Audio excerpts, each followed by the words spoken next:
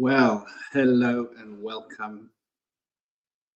How are you guys doing? Sorry for the delay. I thought I was going to have myself a head cracker. I was laying on the couch with my girlfriend, realized, oh my gosh, your live's in 15 minutes. But I made it to the computer and on time and all.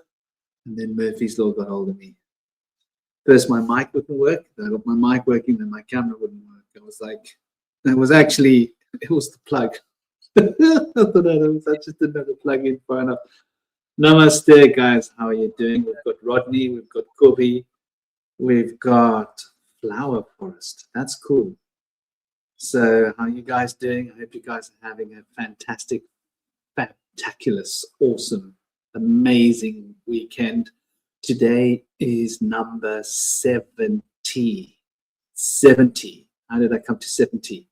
Well, today is the 13th day of the 12th month, right?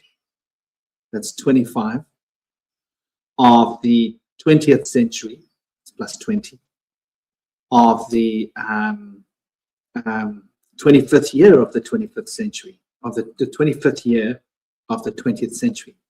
So that's 20 plus 25, which is 45, plus 12 plus 13 puts us in 70. So 70, what a powerful number. It had to be what it is. I was racking my brains for the last 2 days thinking, what's the topic going to be about? And last night it came to me. Franklin, you need to work on your mic audio. It's jumping all over the place, man. Man, I'm so sorry to hear that. So maybe it's because I put something down here and I messed it up. Is that better? Is it more consistent now? Yeah, it's also a little bit muffled. Oh, I have the echo too. That's very strange. Very, very strange because my system. I wonder if it's StreamYard itself. The audio on the thing. Yeah, it's StreamYard has done something with my mic. Hello? It's definitely StreamYard. Turn off the background noises. Maybe he's doing that. I don't know. Is that better? There we Yeah. go. Is it less muffled now? I think it's a Yeah. Cancellation. yeah. I take off reduce background noise. Then I put back on echo cancellation. Then I put reduce background noise back up. Now we should be running at normal mic level. Am I correct or am I wrong? Yeah. That sounds better now. Better. Yeah. Yeah, all I did was I turned off and on StreamYard audio settings. I had this problem, which was one of the issues before I came on. My mic level just wasn't up, and I've got like a little box here. I've got a good one. I got a nice one. You know, I don't have a cheap box like the little thing that you jack it into. I've got a good one which gives extra boost. So yeah, it's definitely StreamYard settings, and I'll keep a level on my mic. I'll turn my mic up a little more. Is that a bit better there? I don't want to overdo it and get distortion. It's already pretty loud, so you don't want. I wouldn't go any louder than what you're at right now. Okay, then maybe I can turn it down slightly on my mic because I don't like to see the orange light. There we go. I think that's. Am I right? Is that perfect? Am I good with you guys? Yeah, you sound good now. Excellent. Well, sorry for all the technical gloop-ups, everybody in the space, and welcome to you guys. Welcome to Dear Cosmic and Indy, awesome brothers. Let's introduce him for a moment. Indy is a shadow worker. He also has his fingers in all sorts of pies of anthropology, Taoism. He's shamanically inspired. He's a nature man. He's also got, interests that are as diverse as any Virgo interests could be, and very much into the occult philosophies. We've also got Dear Cosmic, who is channeling the Fae, and he works with these beings. They've been helping him to channel an alphabet and a system of correspondences and cosmogony. I suppose it's a bit of everything. and he's also got a background in Western occultism. And I think he's also wet his beak in the Eastern mysticism as well. So between us, we've got an interesting mix of people.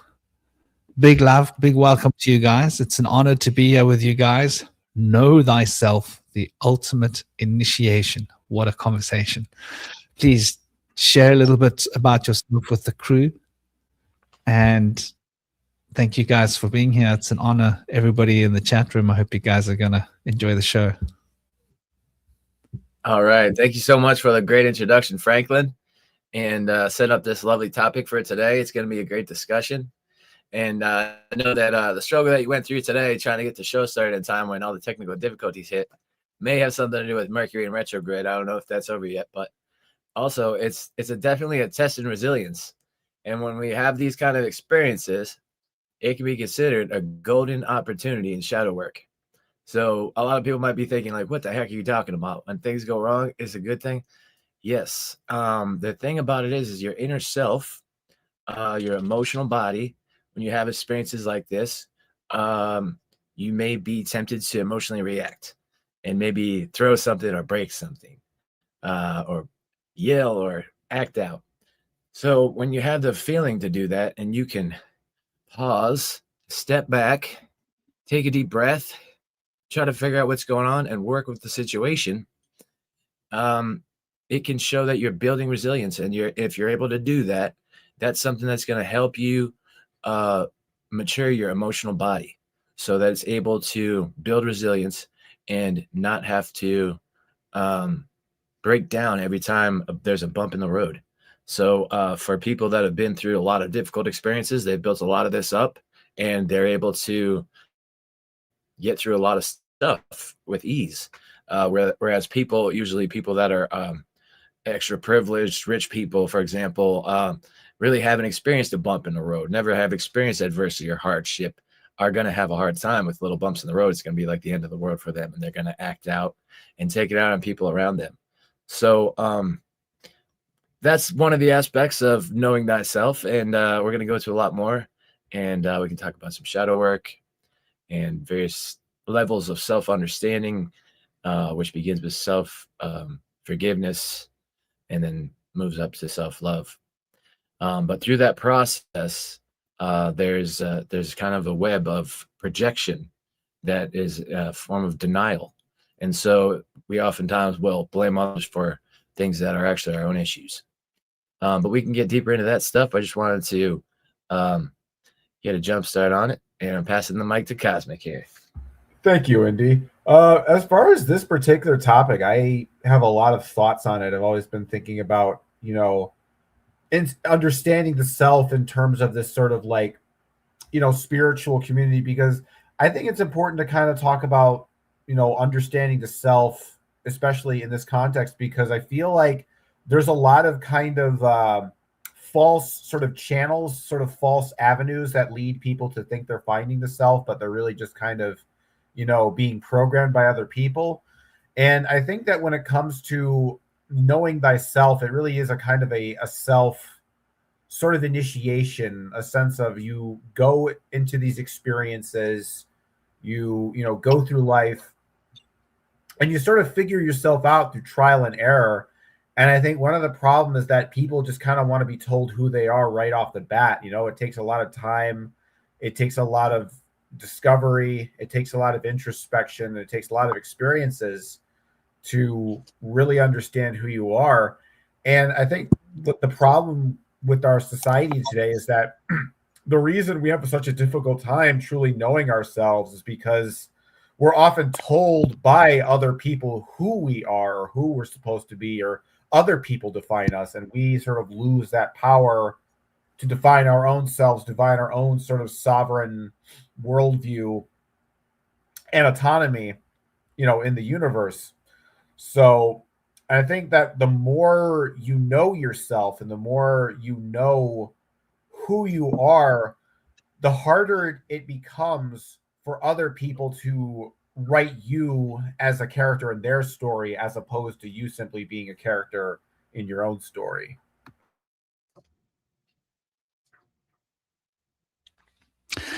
Yeah, I think those are both very valid introduction points. And, getting to what Indy's saying, it's those challenging moments that reveal our own insecurities and our own proclivities and consequences of the proclivities and choices that we make as they limit us because we become stuck in patterns. And that pattern gets broken down during adversity because we have to adapt. So that adaptation is where we often reveal, where often is revealed to us much about ourselves that we might struggle to face. And as what you're saying, Cosmic, I was lucky as a child. I had a very quick tongue. My first word, whenever anybody ever tried to tell me who I was, always started with an F and ended with a CK. The second word was you or off.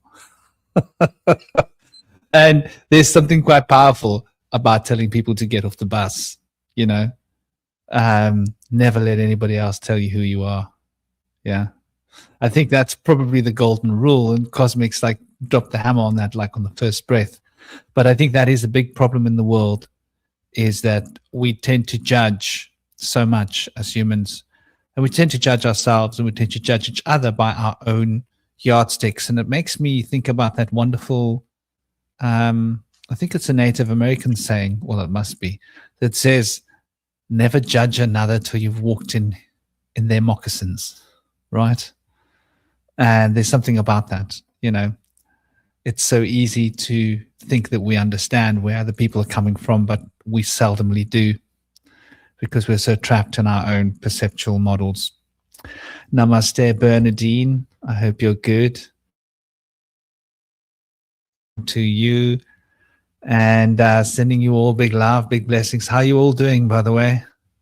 The Star, namaste. I didn't see you there. I saw Kobe, the Star, Flower Forest, and Rodney. Namaste to all of you. Haven't seen Howard, but I'm sure Howard's doing his thing. So, I think where I wanted to start was also sort of a point where I think Cosmic touched on to, and there's one word that comes to mind. And Cosmic, Indy, my audio is coming through okay, right? Yeah, you sound good. Good. Guys, if you guys are having an issue with my audio, if it's too loud or too soft or distorted, in the chat, please let me know how my audio is sounding on your side. It's always good to get a feedback and to get a bit of a taster. So one word comes to mind, and that is gnosis.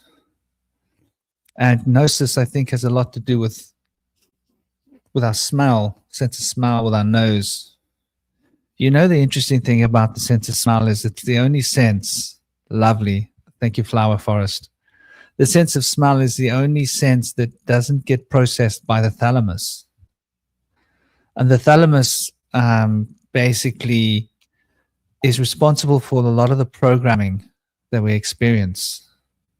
Yeah, nose. Yeah, I thought you might appreciate that one, Toby.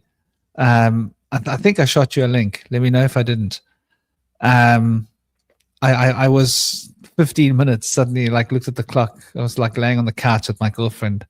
I was like, holy crap, I'm going on and then when I got on, I had all these other little technical hitches to deal with.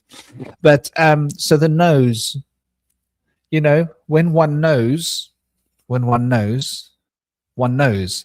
If somebody's trying to find out too much, if somebody wants to delve deep into your personal knowledge, they want to know too much about you, you call them nosy, right? We call them a nosy Parker because they want to get your secrets. They want to know too much about you. So noses and noses, let's keep our noses above the water, above the waterline, as it were. Gives us a good idea of sense of smell and how smell is such a wonderful natural and organic sense that it takes us straight back into our memories. And so I think when we're talking about the self, we're talking about memory. Much of who we think we are is a memory. And that process of knowing oneself is being able to smell a fish, being able to keep track of one's own state, right? Like you can tell when you're clean or not clean. And the more attuned your smell gets, the better, because you'll know about other people. Some people just have a smell about them. Do you guys know what I'm talking about when I say that? There's just a certain smell about people, and this might not be physical. They say people that eat curry have a certain smell, and that certain ethnicity people have a certain smell about them. I think it has a lot to do with like their skincare. I think they say that African American people have a smell. It has a lot to do with the fact that they wear cocoa butter and it smells really good. And that people from India eat curry, and I like the smell of curry. It's an interesting smell.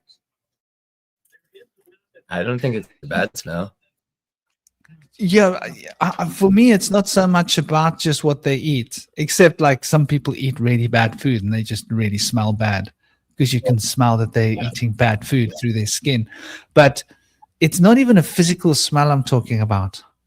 It's a metaphor. There's just an off smell about them. It's not a poor hygiene smell. It's just an off smell.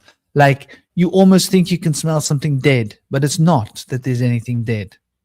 It's not a physical smell. It's like you can sense their hormones, right? Their pheromones. I think that's what it is. I think when your smell gets sensitive and you pick up on people's hormones, you smell the pheromones that they're putting off. And we think of pheromones with regards to sexual communication and mating, but I think there's a lot more going on with pheromones. It's a lot more nuanced. It's a lot more subtle. And I think every emotional state that you enter into produces a hormonal reflection, and that hormonal state is reflected through the pheromones somehow, right? And it affects the subtle makeup of all the other little subtle things that move on that frequency through our systems. And it's like it's very weird. Like people that are hyper emotional will have an acidic smell about them. I don't know if you've noticed what I'm talking about. It's like it's almost like they smell like they are like acid, like they could burn through things. And people that have a tendency to lie, right? Often with me, I get a smell on them that smells almost literally, it smells fishy. Literally. But it's not a physical, not like they smell like fish because they've been near fish. I think it's got to do with the hormones, because you know what smells a bit like fish? Your jing. Yeah. Yeah. When you get sweating and then smells come out, sweating because you're lying, that makes a lot of sense. Yeah. You know, your bad smells like your pits and your groin and stuff will sweat, and then if you're lying because you're nervous, and of course people could even sweat on their face. That's like a real tell, and probably has a smell to it as well. And probably what you're saying has a lot to do with the fact that maybe the cortisol that's in the blood is released through the sweat as well. So you're smelling the adrenaline or the cortisol there as well. I think that's what it is. Animals can smell it. Dogs know who to chase, right? The beautiful thing about dogs, they always know who to chase. Like, I've never had a problem with dogs chasing me in my life, because I love dogs. I'm happy with dogs. But some people, they're just scared as crap. And I've often noticed that people that are scared of dogs are people that aren't always that honest. Isn't that interesting? Have you noticed that? Like sometimes, like you can tell how authentic and honorable and honest someone is by how they are with dogs often, you know? if there's a strange dog, is their first instinct to be afraid, or is their first instinct to be, oh wow, there's a dog, you know? Like, let me say hello to the dog. Like, I'm like that. I want to say hello to all the dogs. I love dogs, and I'm not afraid of them. I'll come down to their level and say hello to them, you know? But I'm extra friendly with as well. It's backfired on me before. People said you're not supposed to pet this dog, and one time I just petted it by second nature. I wasn't thinking about what I was doing, and it tried to attack me. But luckily, I guess my guardian angel was with me that day, and it ended up biting my Skagen Danish watch, and the watch was destroyed, but I wasn't injured at all, thankfully. So I was truly blessed that day. But I learned my lesson. When somebody says not to pet a dog, take that into regard.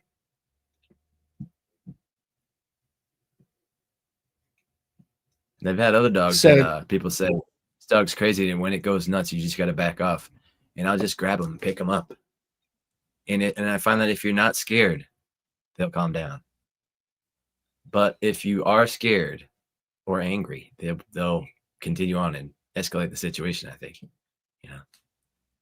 But it's a thing I practice with being like a bee tamer. I try to control my fear when I'm like around a bee or a hornet or a wasp that's in the house and try to guide it out of the house in my palm.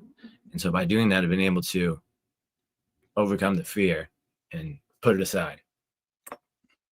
It really comes from me by just knowing deep in my heart that I have good intentions and that if they choose to attack, that's okay.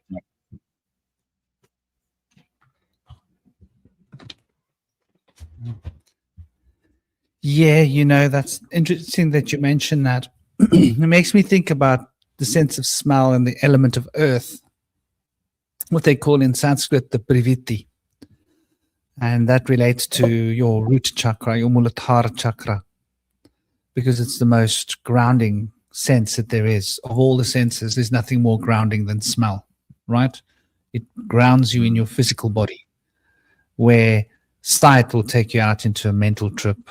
Hearing will take you into like a very high emotional trip. The sense of touch will put you in tune with your feelings, oxytocin, right? And the sense of taste will get you very slightly judgmental, open up your sense of discretion, you know? When you sense a taste and you start like, do I like this taste or not? Because you know when you put something in your mouth whether you like it or whether you dislike it. Isn't that funny, huh? Sense of taste and discretion. What do I like? What don't I like? That's good, that's bad. That's good, that's bad. So it becomes very good, bad mind state. And I desire that, and I do not desire that. I don't want that, and I want that. Sense of taste. But the sense of smell is that very root. And so it relates to the anal, right? To becoming analytical. Sense of smell, which is interesting. Like too much smell will make you too rational, right? It makes you very rational, which is ironic because it's such a instinctive drive, sense of smell. But when you start to rely on that instinctual smell sense, then you're able to sort of backward engineer what you know. So that gnosis kicks in, which is why in yoga and Vedic practice, the Muladhara or the base chakra is so important. For those of you that didn't get it, I did a show on chakras, and I shared the traditional Vedic lore knowledge about chakras, which is completely antithetical to all this new age stuff that's, the rainbow chakra system. So if you're interested, it's looking at the elemental and the way that the chakra system was used in India before the Westerners got there, and the psychologists reappropriated the meanings and colors of chakras. Namaste, dear Zerilat Eternal. How are you doing? Oh, you've also got a show. Good, man. Lovely. Shout out Zerilat Eternal. He's a really cool dude. You guys should check out his channel. It's in the recommended channel, Systematic Zoo. Also, you need to check out his channel. He's got some cool stuff coming out. Also in the recommended channels. And this idea of the root chakra and the self. The root chakra is the source of the kundalini. The source, is it the source? it's the place where the Kundalini finds its potency, shall we say? Maybe the source isn't the right word. And that bouncing panel from which the Kundalini bounces and brings the consciousness into a whole raising vibrational field of awareness and sensitivity is off of that root chakra, off of the pelvic bone, the perineal, the perineal and the glandular system that's related to this, related to your physical rooting energies, the earth element. So there is this powerful connection with the body because of this. So we identify ourselves with our bodies, and I thought that's probably a good place to start. What do you guys think?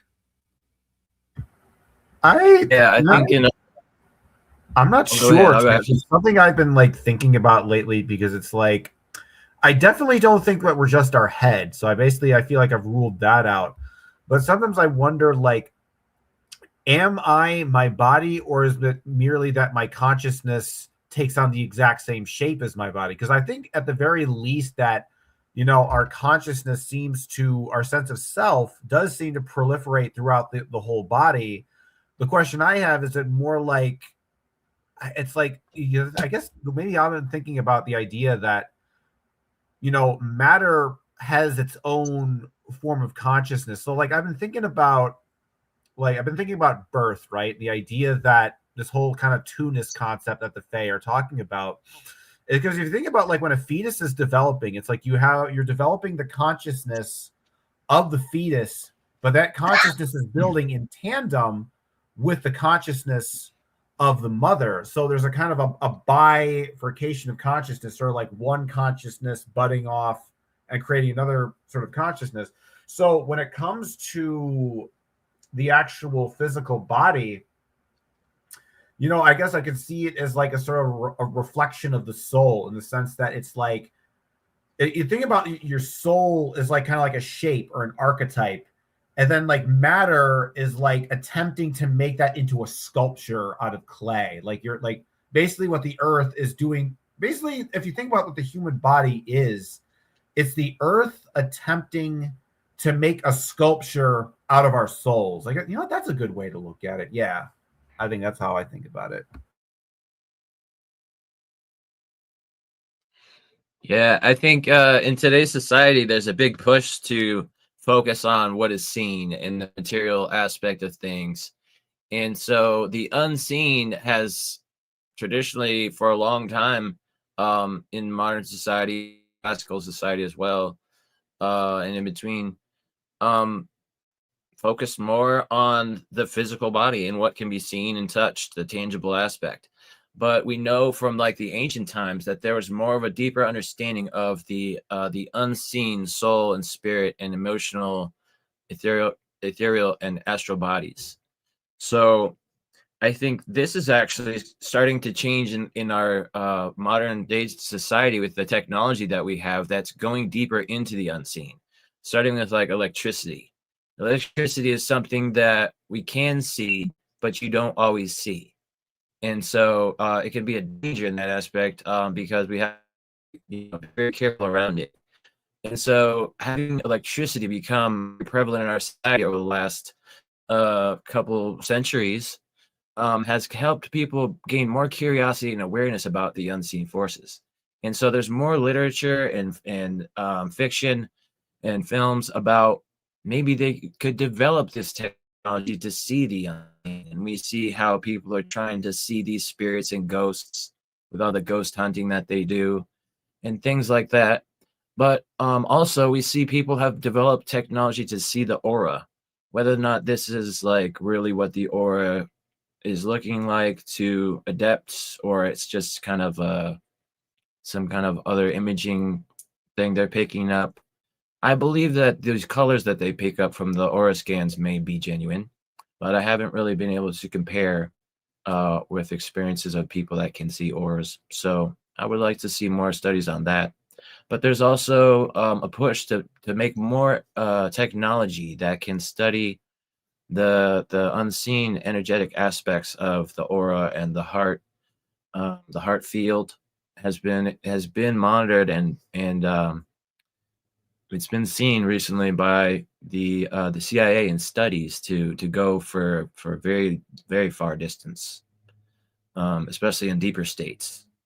So, but we know that like our energy, we spoke of this on previous shows, that our energetic aspect of our body, our emotional body, seems to kind of around us and be sensitive to things way further away from our body. That when someone comes into a room, or if someone's looking at us from afar, our body, our emotional body, can sense these feelings. So we really know it's there. We've kind of lost its a culture of talking about it, understanding it. And so there's been a lot of new perspectives and interpretations of it that have been brought into the picture and delving into this. But I think it's really interesting that they've been able to show that there's things going on there. But also the mystical wisdom says that when we injure our body, or we develop a condition in our physical body, it's really our emotional body that was damaged and that is now manifesting later in the physical body. So like they say that like if you tend to stumble and you hurt yourself, that it's possible that your subconscious mind was trying to wake you up to something. And that in the old days, that when people knew this, they could think to themselves, oh, I'm having an issue with this part of my body. What could this mean? What is my spiritual or emotional body trying to reach out and tell me about right now? And people have developed charts to interpret these things. There's one called the Roby chart, where you can interpret different parts of your body being injured or under a condition to certain emotional aspects that you can work on in your emotional body. And for example, like the knees are like a thing of stability and able to lift. The shoulders are a thing you're able to hold and lift. And so when we talk about those things, we're saying it can lift you up. Or if you have an issues with that, you're going to have a hard time lifting yourself up off the ground, which is like getting your stuff together, uplifting yourself emotionally, getting your finances up. You know, you can interpret these things in various different ways. And a lot of it is about security, whether that's like your security of your shelter or your relationships or your sustenance that you're able to get. Some of it is more physical and some of it is more emotional and social. There's many aspects involved in these interpretations, but I've had a lot of progress being able to work on aligning emotional aspects to deal with a physical condition or injury. And I think a lot of people have tried this, have had similar results. So it does line up with the ancient mystical wisdom, that there's another body that's more closer to source, closer to manifesting from source than the physical body. The mind, for example, is probably one of those bodies. The mind is considered by some in dualism to be a different body or different aspect of the self. And if we go by the principle of mentalism and Hermeticism to understand that mind came before matter, that mind is primary, we can understand that our own minds are closer to source than the physical body. Yeah, well, that's really interesting because, like, and I think it was, who was it? That was lovely, Esme. Good to hear. Can't complain, hey? Thank you for joining us. I hope you're going to enjoy. Who was it? It was Zerilat that was mentioning the cymatic fields that give the space for the molecules to fit into, to expand into. And this is all, an expression of the DNA vibrational field coming into being with hormones and amino acid chains that basically structure and give the molecules a space to occupy, which is dictated by the cymatic vibrational field. And so that cymatic vibrational field is sort of like an expression of high frequencies, which, we talk about thoughts and consciousness being, high vibration. I think that vibrational field is really structuring reality and our bodies. Namaste, dear Vincent. How are you doing, man? I hope you're good. Hope you're well. And so this field of this body is really structured by consciousness. So everything that happens in the body is happening in the consciousness before it happens in the body, right? So that's like an interesting concept to go with. And when we really look at what panpsychism is, and I'd be interesting to see, you know, Cosmic might have a different take, or he might have a similar take. The whole idea of panpsychism is that physicality and consciousness are fundamentally an expression of the same thing in a different exterior, shall we say, it's exterior, interior, but it's really the same spiral, one that's expanding and one that's contracting. And space is contracting inwards, right, towards a point, and consciousness is expanding outwards towards the infinite. And this expansive astral field of consciousness and this contractive etheric field of time and space sort of converge, where the Ida and the Pingala converge, and they create these reactions to each other's presence, which is what these cymatic vibrational fields are, resonance. And so it is quite interesting, you know, to realize how much of reality is in a lag, right? Like we're experiencing everything and then our bodies experience it. And so this is why panpsychism is the way it is. Everything is constructed around this mental field. And this mental field is intelligent, alive, it carries information, it imprints information, it expresses information, and all of this information is crystallizing into a field of matter that's really just carrying the same intent, impressions, ideas, reactions, contractions into the physical matter that is already on some level present within the mental sphere. So it's a very interesting way of understanding this, the nature of reality itself, I think. What are your guys' thoughts about how this relates to panpsychism specifically? You know, it's interesting. I was thinking the other day, this is kind of irrelevant, the difference between the sort of the human brain and software and a machine, right? Because like, what's interesting, because there's an interesting, distinction here, because with a machine, like a computer, for example, you can sort of align programs, you can change the programming of the computer, but the actual physical structure of the computer remains the same. The circuit board, the motherboard, the chips, et cetera, are all in the same place.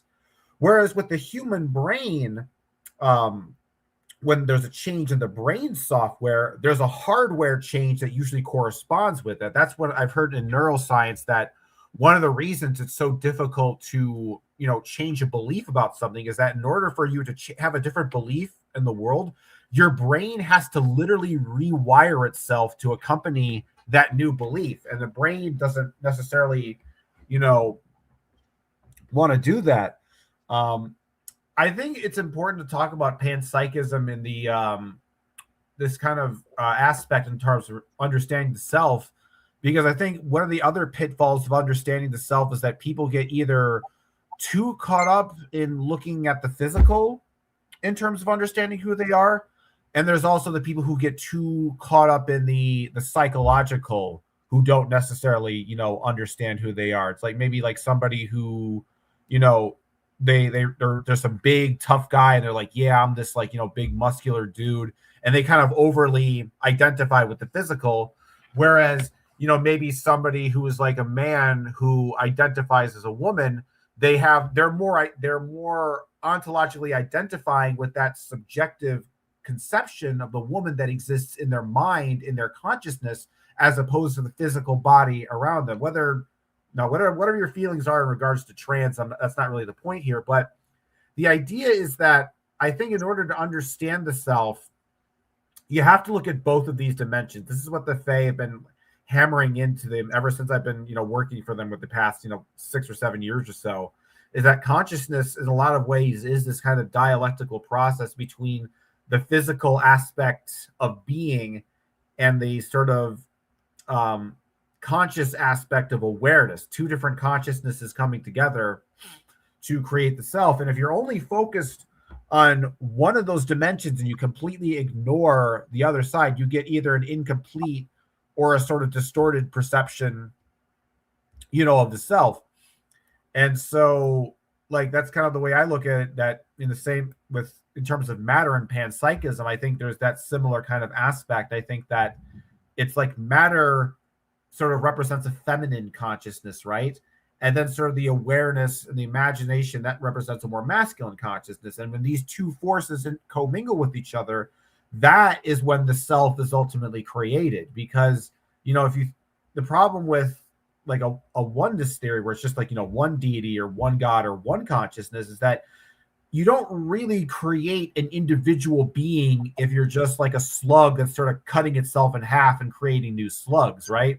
You get one big slug, you cut it in half with a knife, it forms two slugs. But the problem is those two slugs, they're not necessarily, unique from one another, right? They don't have any uniqueness, they don't have any novelty.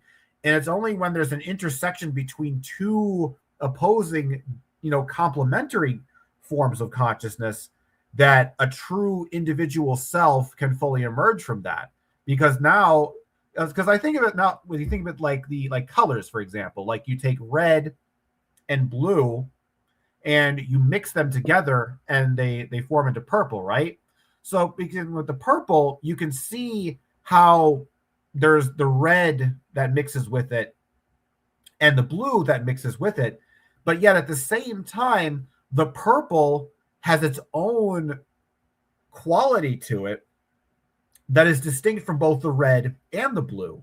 And I think when it comes to understanding the nature of the self, we need to look at it like that. Like there's this, this masculine redness and this feminine blueness of like, matter and like sort of the awareness or whatever, being and awareness, that dialectic. And then we're the unique purple synthesis that comes from those two things working together. That's kind of how I view it. So when I say like, I'm sort of I say in one of the other chat rooms that I'm kind of like a dualist pantheist, in the sense that I think that there is, consciousness is sort of fundamental to reality, but that there's two different sort of like polar aspects of consciousness, two different types of consciousness, because like you think about awareness and being, these are sort of two ontologically different sort of experiences, but in a lot of ways in our waking lives, we experience both of them at the same time as sort of intermixed. Because here's the way to think about it. Like, so I think the way to really understand this is to try to understand what these concepts are in isolation to each other. So what would pure awareness devoid of being essentially be? So that would be essentially what, like Buddhist enlightenment essentially is, that you have this external awareness of this environment around you, of all the colors and the shapes, et cetera, but there is no sense of being, no sense of emotions or self-referentiality to refer yourself back to contextualize the experience. So for example, let's say you're watching a video of pouring rain in a forest somewhere, right? When you're watching a video of that, you don't have any being investment in that rain. You just think, oh, this is a pleasant rainstorm, right? It's got a nice sound, because you're not really being in that setting. Whereas if you are in that rain, so you're like, look, this is cold, this is uncomfortable, you really feel the rain. So when you're in a sense of pure awareness, devoid of being, there is no kind of like individual sense of self to sort of differentiate you from the environment. It just becomes kind of one big gestalt. Whereas with pure being, devoid of awareness, this would be akin to dreamless sleep. Now, I've been thinking a lot about dreamless sleep, and kind of the one popular conceptions of our media is that when we're in dreamless sleep, we actually, it's a cutting off of consciousness, right? You're not conscious when you're in dreamless sleep. Then when you wake up, consciousness forms again.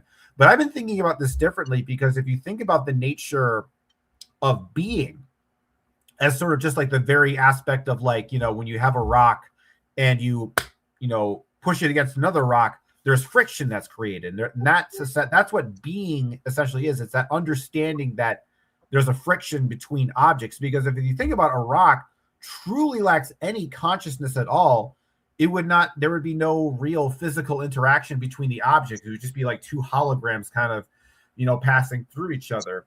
And so the idea is with pure being is that you are embodied in your physical form. You're embodied in your cells and et cetera, but you have no awareness to actually understand the experience. So like when you're in dreamless sleep, for example, but the thing is, the reason you're not dead is because obviously when you're in dreamless sleep, there's still technically brain activity, right? You still have what's called the low delta waves going through your brain. Likewise, blood is pumping through your body. You're digesting food. Your body is healing certain freaking ailments and stuff while you're asleep. So obviously the body, there's still a consciousness that's happening within the body. And that's kind of what I refer to being. Now, when it comes to actually consciously understanding being, so for example, let's say you're in a sexual act with your partner, right? You have the awareness of your partner, but you are also aware of the being within your body. You are aware of your sense of touch. So in a way, it's like our awareness is aware of our being, and our being is sort of like it feels our awareness. So when we're conscious, it's actually both of these forms of consciousness intersecting with each other that actually create the sense of self. Because like I mentioned before, if it's just pure awareness, there is no sense of self because there's no referential self to understand all the awareness. There's no being to differentiate the awareness going around. Likewise, if you're in dreamless sleep and you're in pure being, there is no awareness to distinguish yourself. And this is also kind of why I say I don't believe in oneness and I believe in two-ness, because from this particular kind of like model and perspective, this is how I ultimately understand the self. Like there's a sort of a masculine aspect of consciousness and a feminine aspect of universal consciousness that come together to create the individual self. Now, I don't necessarily mean, I guess masculine, feminine, you could think beyond, gender or whatever in terms of just like actual sex. You can just think of it just like in the kind of the technical concept, like a male screw and a female like port or whatever like that. But I guess the point I'm saying is that I don't see the self as like an amoeba dividing a cell, right? I don't see like there's like the universal self as one giant amoeba and we're all basically the amoeba split into a bunch of smaller forms. Rather, it's like there's two sort of like creatures that when they come together, they're constantly creating new things. So in a way, it's like, the typical metaphysical model is that there's this universal self and it's constantly self-dividing. It's like, oh, I'm this universal self, chop myself in half. Now I'm a man and woman. It's like, oh, I'm going to chop that in half. Now there's children. I'm going to chop that in half. And now there's a physical world and an astral world. I'm going to chop all these things apart and chop, scissors, chop.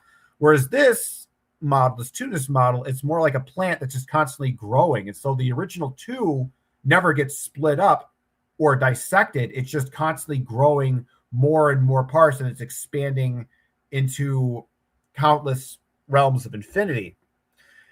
So I kind of like went off on a lot of different tangents here, but I guess that's kind of overall my sort of epistemological framework in regards to understanding yourself in a kind of panpsychist concept. So I wouldn't say like I'm a panpsychist in the traditional sense. I don't even say I'm really a panpsychist, but I guess there's aspects of panpsychism that overlap with my philosophical framework on things. But I think when it comes to matter, we need to look at it as its own ontological organism. Its own matter is a being. It is a God. It is a consciousness.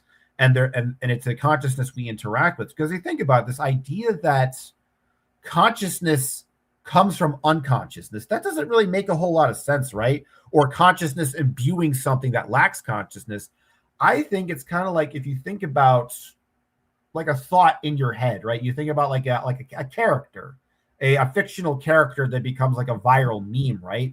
It starts off in someone else's consciousness, And then in order to get to your brain, you have to have a consciousness in order for that being to manifest itself. Because if there's no consciousness within you, that entity or that thought form has no place to manifest itself. And maybe the soul is the same way. So in the same way that when we think of an imaginal character and it becomes part of our mind, you know, when a woman is conceiving a child, it's almost like they have a fetus, but it's like the imagination. It's like they imagine like they're the future soul of whoever their child is, and through that imaginative process, perhaps the soul becomes imbued in the body, because in a sense, it's like it's not consciousness embedding itself with something that is devoid of consciousness. Rather, it's a conscious being embedding itself into another consciousness. And I think in a lot of ways that's more parsimonious than this model where, you know, there's this God, and there's this consciousness, and there's this dead inert matter, and that consciousness kind of goes in and sort of like brings it to life, you know, Frankenstein style.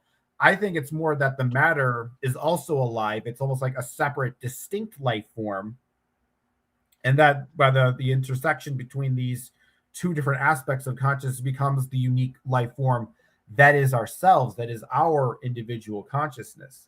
So I guess that's what I would say about panpsychism. I know I ran into some tangents there, but I guess that's kind of normal for this show. But yeah, those are my thoughts.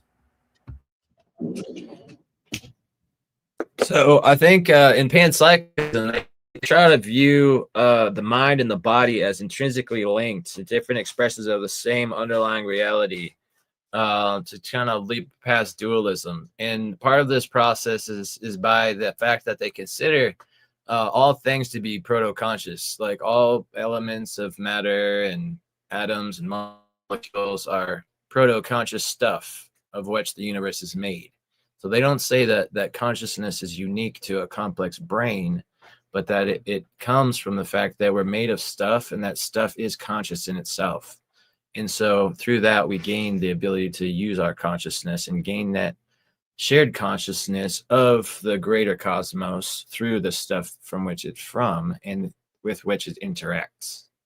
And so we know now that a lot of the electrons of various atoms can be linked through spooky action or quantum entanglement to another atom somewhere else in the cosmos, but instantly linked faster than the speed of time. And if something happens to one, it happens to the other. So through spooky action, we could have influences on the stuff of other things through our own vibrations, potentially. But they've created quantum computers by using this principle. And so they're able to now send information faster than the speed of light.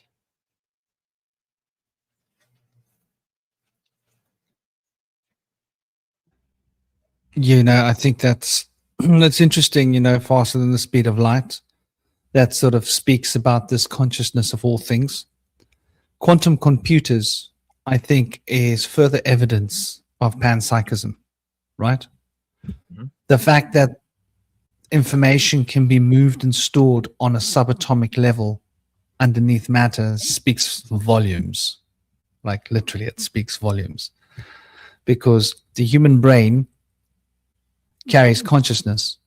Computers are basically replicas of human brains, as close approximation that we can get to a very crude form of a human brain that can handle some of the human brain's tasks. And now we've learned to make quantum computers that are extra dimensional to the physical known universe, that is carrying quantum fields of information, which is essentially what the matter is made out of, which sort of shows a link between the human consciousness, human brain, the computer able to mimic this and able to actually use matter as a resource, which in itself, or the quantum field that supports matter as a resource. And, you know, yeah, I think like when you say that we need to address what you're saying, and I agree with you emphatically, when we need to consider matter as its own entity. That's pretty much what you were saying, right? Cosmic. Maybe Cosmic's fallen prey to a stray sandwich. But that was what you can correct me if I'm misquoting you. But that matter needs to be considered as its own entity, and meaning that it's living and intelligent in its own way. And this sort of is really what the whole panpsychist concept is. I don't agree with the panpsychism the way that the physicists present it. Panpsychism that the physicists are talking about comes from a way older occult field of knowledge, where, and you'll find this in many occult lore books, right, where they'll speak about the mineral layer of consciousness, right, and the plant layer of consciousness, and the animal layer of consciousness, and the human layer of consciousness, and the divine, the angelic layer of consciousness. And then supporting this, we have the elemental layer of consciousness, where the elemental intelligence exists, and that they all support each other to build this field of experience and allow consciousness to become aware of this matter, which is this conglomeration of all of these fields of consciousness. So essentially everything has got varying degrees of consciousness. We've got within our bodies all of the layers of consciousness. Animals have within them, maybe not, they don't have the human layer of consciousness. And then the plants, they don't maybe have the animal layer of consciousness, right? And the minerals, well, they maybe don't have the plant layer of consciousness. But plants, animals, humans, we all have the mineral layer of consciousness. And so this is what causes our consciousness to become so much more massive for humans, why we have the ability to carry so much information and to process so much information, is because we've got all these layers of consciousness supporting our human consciousness. And so, these ideas are not new. They're ancient. I first came across them in Agrippa's works, I think. I came across Agrippa's works, I think it was 1989, 90. It was very early on. And I was like fascinated by Agrippa. I was like, wow. And there were these diagrams of these different spheres of activity. And it made me think then. And so, now the scientists are quickly trying to play catch up and go, well, actually, you know what? All these ancient mystical guys, they were onto something, which of course they were. So this idea that consciousness is carrying this field of matter on its back is sort of like what Terry Pratchett, I think, was sort of trying to get at when he was talking about that. Was it a turtle or a tortoise? Do you remember, Cosmic? I've never actually read the Discworld books. I should definitely get on that. I've heard about them. But I think this what you're talking about, going from mineral to plant to animal, I think that's maybe when we think about reincarnation, right? I think that maybe the Fae kind of have a different model where it's like there's sort of succinctive sort of layers. So if you think about like you have like a mineral incarnation, then you have a plant incarnation, then you have an animal incarnation. So it's like in a sense what these incarnations are building layers of the soul. So I've been thinking more about like incarnation as like building the self, as opposed to this kind of model where it's like reincarnation is about discarding the self. It's like we want to we want to stop the process of the self, really stop the reincarnation, stop the formation. But if you kind of look at your past, like your reincarnations are like the animals and plants that you kind of personally sort of identify with, or the ones that you sort of resonate. You realize it's like they're layers of your being. They kind of create like a sort of like a foundational sort of aspect. And maybe I was also thinking too, it's like, what if people who are like sociopaths or psychopaths, they either have a messed up version of this foundation, or they don't have this kind of foundation at all. They don't come from the plants, the animals, the minerals. They're just some kind of like dark being that kind of like cheated through the process and sort of snuck into our world without going through the vetting through the proper, karmic channels, so to speak. Because if you think about like, I'm also thinking about like, why do we have like develop empathy? It's because if you think about when we have empathy for certain situations, because you've been in that situation. So for example, if you see someone that's struggling with poverty and you've been poor in your life, you're going to have more empathy for that person because you can relate to that experience. And the thing is, with these different forms that we take on, these different sort of like animal existences, we develop a sense of empathy for nature by sort of embodying ourselves within it. We become part of the structure. We become the rabbits, the squirrels, the snakes, the dolphins, the trees. And by becoming these things, we develop a connection to them. Whereas I imagine people who don't have empathy, it's like they skip through this process, right? They don't have any connection to any of these plants, trees, animals, etc. And because they haven't experienced them, that's why they have this callous attitude towards the world. That's why they don't have a sense of empathy, because their consciousness is so much more disconnected. They're from some realm of just pure darkness and shadow or whatever. So I forget why I went on this thing, but I think reincarnation, like there is some validity to it, but I think the human incarnation, according to the Fae, this is basically the last physical incarnation that we have to basically go through. Then after this, it's more about, developing like a higher dimensional self where you can exist in multiple places simultaneously. And it gets, crazy like that. But as opposed to this idea that you're just constantly kind of just going back and forth from different animals and different stuff. And it's just like this random kind of wheel, or whatever. But I think, and it's all about like, getting away from the self and getting close to the oneness. But I think in order to understand the self, and I think this is actually going back into the topic and kind of like talking about like Buddhism or whatever, I think you can't have just a reductionistic attitude. Sometimes there's like, because I think the issue with Buddhism in regards to its methodological structure for finding the self, whether you agree it's, traditional or not, is there's usually a kind of a reductive process. You're basically trying to take all the parts that aren't you and try to divide them until you eventually get smaller and smaller. Whereas I think that understanding the self is more like rearranging a piece of music. It's like you have a scroll where all the pieces are teared up and you got to tape them back together to find the original form. I think that the reason we come here and the reason we take on forms is to find ourselves. So when it's like, for example, let's say you take on an incarnation as an owl, right?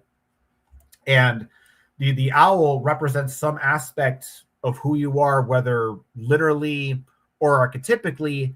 And then that experience, that incarnation of an owl becomes part of your larger sort of meta self, right? And that becomes part of the larger structure. And it's like, oh, that's now a new chapter, a new addition to my personality through experience that has created my sense of self. Because in a lot of ways, the sense of self is sort of facilitated through experience, right?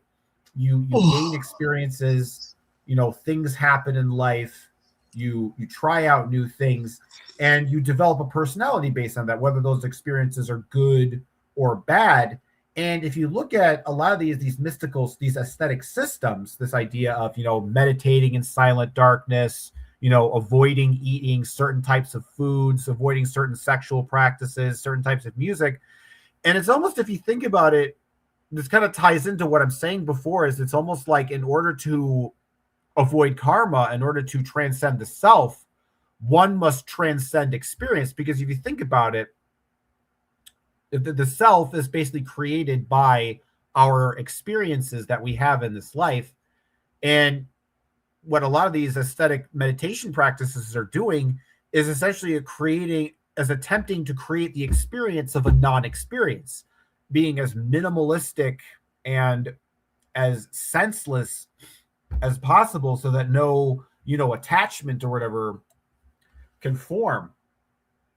And so when it comes to the nature of the self, I think it helps to have more of not just a reductionist take apart attitude, but you need to have a constructionist attitude, because sometimes it's like you have little bits and pieces that are sort of disconnected, and you have to kind of put them together to find the self. Because I think, like, the other aspect of finding the self, I know this kind of contradicts what I said before about, not caring about what other people think, but I think in the sense that if you really want to understand and find where the self is, I don't think that you find the self by sitting in silent darkness and trying to, watch the thoughts, drift further and further into the blackness of the void. I think the where you find the self is in the eyes of the people that you care about. When they look back at you and they see you and they recognize that individual self within you that you yourself don't necessarily have the capacity to see, in the same way that you can't really, stare at your own eyes unless you have a mirror. And so it's like, if you look at, in that kind of meditation way, or that like psychedelic way, where you're sort of stripping away layers of yourself in isolation, you might come to the conclusion that, there definitely is no sense of self. But I find that when you're in the presence of another person, they're really acknowledging your existence, and they're really staring into the depths of your eyes, then one sense of self seems just totally undeniable.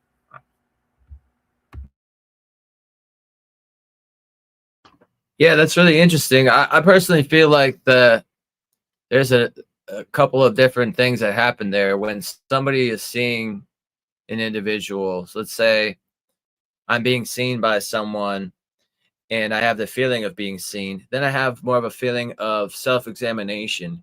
Do I look all right? Am I going to show the right mood to this person that's appropriate to how I want to show it?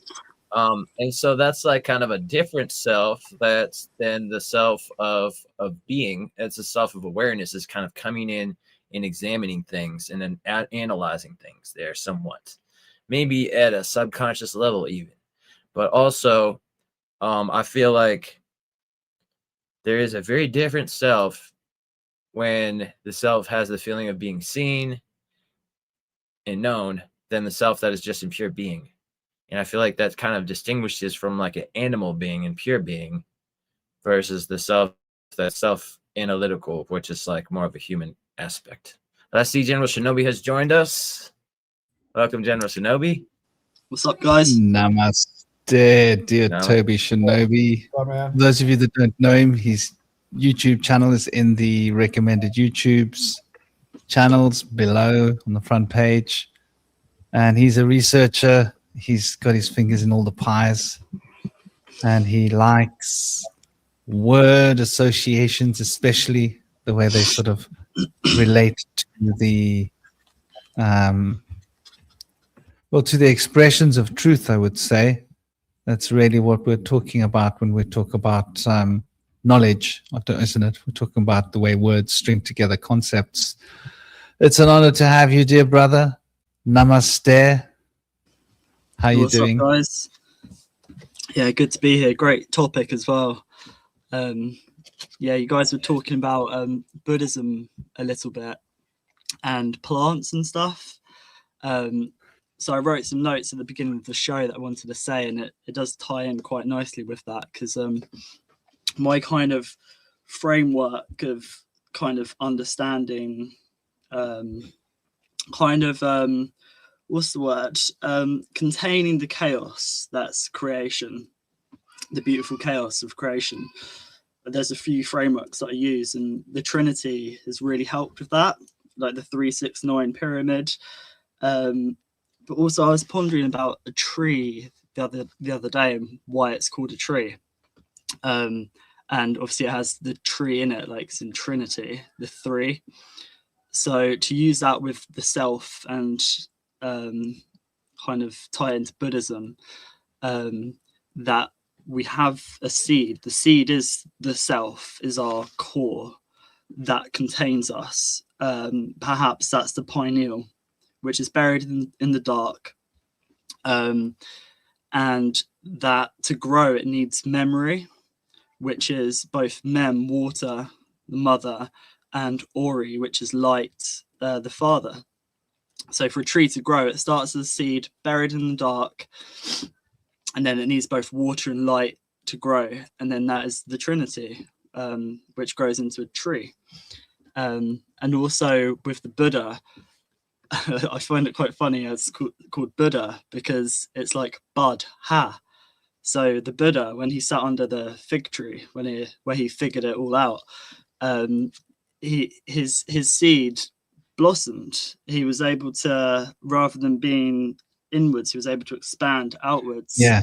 And and I think that integrating our seed, which I just, I'll say it's our self, our core, that when we start remembering, which I guess is intuition, I see it as the intuition is remembering, but then we need to have the knowledge, which is more of the outside, which is kind of more of the light, which we see from the outside. We have to get knowledge, and sometimes the knowledge can trigger memories. That's been my journey of growth and development, is just seeking as much knowledge as possible. And then I've started stepping into my intuition. It took a couple of years, I think, of looking into like etymology, symbology, mythology, everything, and just taking little pieces from each of them, and just seeing what my myself, or my core, my seed, what made it grow. Because some knowledge you hear and it doesn't really vibe, but some knowledge can kind of trigger us to remember who we are, where we've come from, where we're going, what we're doing here, what our path, our purpose is. And then obviously intuition comes over time, whereas knowledge is more readily available. So yeah, I find it quite interesting that the Buddha is the bud ha, when he kind of worked it all out, so to speak. So yeah, I thought I'd mention that because it ties into the plants and minerals you're talking about, and then Buddhism as well. Yeah, that's interesting, because Bud. Okay, so Bud means the planet Mercury. Buddhi means higher mental function. Buddha means that optimal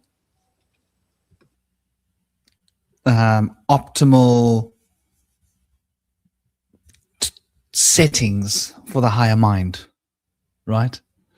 So you got and relates to Mercury. So we're talking about alchemy, right? So and getting into the Buddhist story, I think it's interesting. Cosmic and I were having this big discussion in a esoteric group just yesterday. We were having a joyful disagreement. I have this chip on my shoulder a little bit. Actually, it's two chips, one chip on each shoulder. And it's quite a big chip. It's like massive, right? It's like a boulder on each shoulder. And it's got to do, and I was pointing this out. So in the West, we've been presented an idea of Buddhism, right? And we think we know what we've been presented. And people don't realize that, imagine you got all the Buddhist countries together, right? And they all got to have a say on what Buddhism was. That would be democratic, right? And if we were to get all the Buddhist countries together and they all get to have a say on what Buddhism is, we would have a very, very different idea of what Buddhism is. And people don't realize this. So I put it out to them. I think there are about 450 million officially Buddhists in Buddhist countries. There's probably about 500,000 or close to 500,000, and I'm talking bona fide Buddhists. We're talking about India, Nepal, China, Tibet, Japan, Cambodia, Laos. What's that country next door to India on the top side? Guy at my shop's from there. They got Muslim and Buddhist people there. Eh? Nepal, or Nepal Bhutan? as well. Bhutan, I was thinking. Cambodia. Anyway, if you go and do your math and you look it up, you'll see that we're getting close to about 500 million people. Right. And when you realize that what we've been passed off on is a particular school of Tibetan Buddhism. Now, in Tibet, you have two versions of this Buddhism. You have the northern and the southern, right? And we've been given a slant of the more northern concepts of the Buddhism from Tibet. But what we don't realize is that the population of Tibetan Buddhists are less than 2% of the world's Buddhists. So what is the ratio of Christians? So how many Christians? How many Christians in the world? How many Christians are there in the world? So there's 2.6 billion Christians in the world. Okay. Now, how many Jehovah's Witnesses are there? Just to give you an idea of what I'm talking about. Are there in the world? And I'm sure there must be everywhere, So they reckon there are about 9 million. So, okay, maybe 10 million. Okay, here we go. Annual memorial attendance, 21 million. Okay. So imagine the Jehovah's Witnesses got to tell the world what Christianity was. What kind of a weird idea of Christianity would we be dealing with? Would we have an accurate idea of what Christianity was, or would we have some crazy cult idea of Christianity? And especially since most Christians don't recognize Jehovah's Witnesses' ideologies about Christianity as being correct, right? So it's the same with Buddhism. The Tibetan Buddhism is less than 2% of Buddhists, but most Buddhists disagree with the Tibetans emphatically. However, most of the other Buddhists tend to agree with each other more often than not. So you don't have all these factions that disagree with each other. You have all these factions that mostly agree with each other, but generally disagree with one group, which is an extreme minority who has hijacked the narrative of Buddhism in the world. This is the two boulders on my shoulder when it comes to Buddhism. And so we've got this idea about Buddhism. For example, Cosmic was talking about reductionism. And I just want to address this. So for those that don't know, Buddha was a Hindu, right? And he was practicing Vedic yoga. Okay, so this is quite important to understand. So he was practicing Vedic knowledge and Vedic law. So what we call Buddhism is a rebrand of Vedic knowledge. Now, Buddha didn't break the scales and completely redesign his knowledge. He just packaged it into a Pali language. You see, the Vedic law was controlled by the Brahmins and Sanskrit. And the local people were speaking a Pali language. So Buddha wanted to make the spiritual knowledge accessible to everybody, right? So he taught in Pali. This is really important to understand why the political vernacular.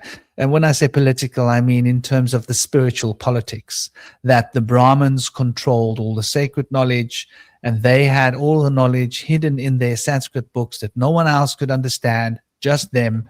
And you came to the Brahmins and they gave you the knowledge, and you were a lower caste. You weren't able to understand God. the Brahmin priest was. He told you what was right and wrong spiritually. And we've seen this in Christianity. We've seen this in other traditions right around the world. There's something going on there that let's scratch the head a little bit. So when Buddha you're wanted saying to Pali, does that mean Pali. peace? Pali. Pali. Pali. Pali, no, it's the language, Pali. Oh, okay. It's a word for peace was a as well, I language, believe, too. It might well do. It might well do. That's what Yeah. that's what pirates say. They say parlay, to Parlay. have a peace talk. Yeah, parlay. Yeah. Yes. Oh, yes. It's a language. Okay. It has to do with parlay. It's all. We're all equal here. There's no station. You're not a king. I'm not a pirate. He's not a this. We're just going to sit down. I'm talking to you. We're two human beings. We're going to try and get a peaceful resolution.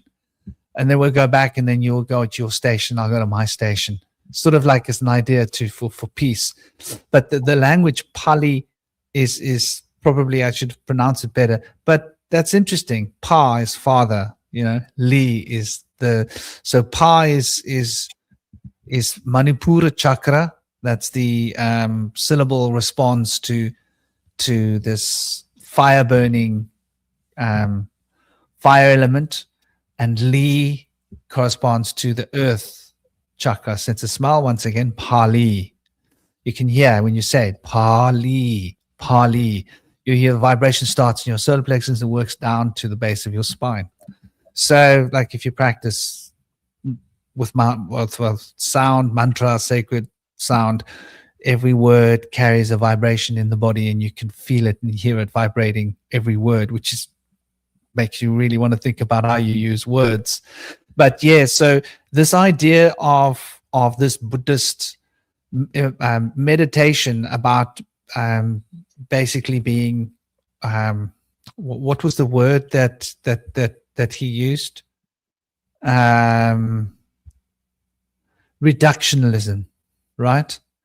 The reductionism of the Buddhist philosophy and meditation. Now, the meditation, why we practice this meditation the way it is not so much about reductionism, although what it is, it's about increasing the potential threshold of awareness.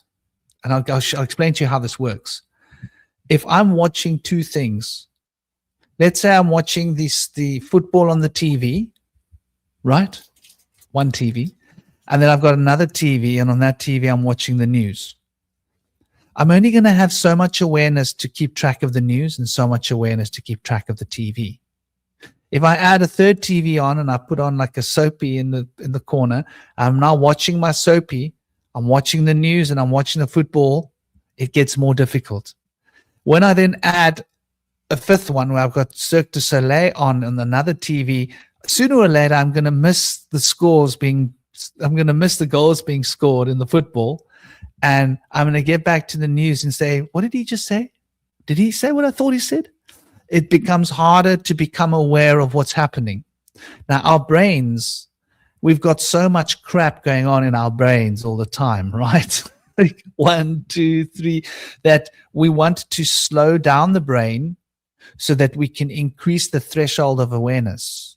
And with the increase of the threshold of awareness, we become more aware of our emotional state. And all of these busy thoughts keep us disconnected from our feelings and our emotions. So the act of meditation is about becoming more aware of what's going on within me and those repressed emotions. And then there are other forms of meditation where we extract ourselves away from the senses. And the only reason we do that is that's to go into Shiva consciousness, right? That takes us out of our body. That's shamanic. Same as having a drum and focusing on that drum and having the rhythm of the drum become the only thing in your consciousness until you find you're spinning out of your body, and then you can hear that drum in the distance, and that's all there is in your mind, and you're having all these crazy visions and seeing these things and connecting with this whatever. So all of these so-called reductionist practices are really for two purposes: A, to make us more aware of what's going on in our bodies and our minds, our own emotions, and B, to do with being able to leave the physical body so that we can look back down at matter from an etheric field of perspective, nuts and bolts, and then shift out of that into the astral and look back at the etheric and see how the mind works, right? And hopefully shift out of that out into the akashic and watch how the astral compresses into the etheric to become physical and get an understanding of time and how time is not linear. So these experiences are about transcending the physical limitations so that we can develop superpowers, the siddhi. So those are very particular meditations for developing siddhi and for becoming more in tune with our emotions. So a lot of the reductionism that people see, they make the assumption in the West that it's because of A, B, C, D, E, F, which has been brainwashed and programmed into us by these Dalai Lama followers, which come from less than 2% of Buddhism. When I was in Sri Lanka, the Dalai Lama wasn't allowed in Sri Lanka. He wasn't welcome there because he was spouting nonsense. And it was the same in Thailand, by the way. And he was based in India, and India wanted him to get out and take his crap with him and leave. There was a big discussion in the media about India not wanting him there. A lot of Buddhist countries don't want the Dalai Lama around. They don't actually like what he has to say. They don't agree with his ideologies. A lot of Buddhists don't agree with him. In fact, most Buddhists in the world say that he's talking nonsense. Now, we could say that that means... Exactly. We could say that there's a controversy or that there's a disagreement, or we could say that a small fringe cult has hijacked Buddhism, because there is a consensus within Buddhism of what Buddhism relates to. In fact, we don't realize this, but do you know that the majority of Buddhists in the world are actually in China? And they practice a kind of a Zen Buddhism, right? We don't know this. So Zen Buddhism is closer to authentic, what more people relate to. And that Zen Buddhism does not contradict the Buddhism in Nepal or the Buddhism in India. The Theravadan Buddhism is not in contradiction with that. In fact, there's very close ideologies and philosophies that touch with that. The Theravadan are a little bit more very much singular. They do enjoy a lot of the reduction, but I think the reason for the reductionism is because they're living in a place where there's so much focus on all the deities and all of the pujas and the rituals, and a puja to get money, a puja to get good health, a puja to... They want to decondition the people from that. So they're sort of fighting against natural forces and have been, I think, trying to rid society of what they see as being magic being used for the wrong purposes, which often may be the cause. For example, the child that was sacrificed in India about 8 years ago to make it rain. No, it was about 11 years. Anyway, some years ago, there was a child sacrificed for the weather, right? And like, this is like, you know, this is a little bit crazy, but this is something that people do when they're desperate. And so, you know, there are real reasons behind it. But so I just wanted to share that with people. People don't realize what a minority this form of Buddhism that we think that we're talking. When we talk about Buddhism, we're not talking about Buddhism. We're talking about a fringe cult within Buddhism that is basically disputed by almost all Buddhists on earth, that it has its own fringe cult ideologies, and we talk about that as if it's Buddhism.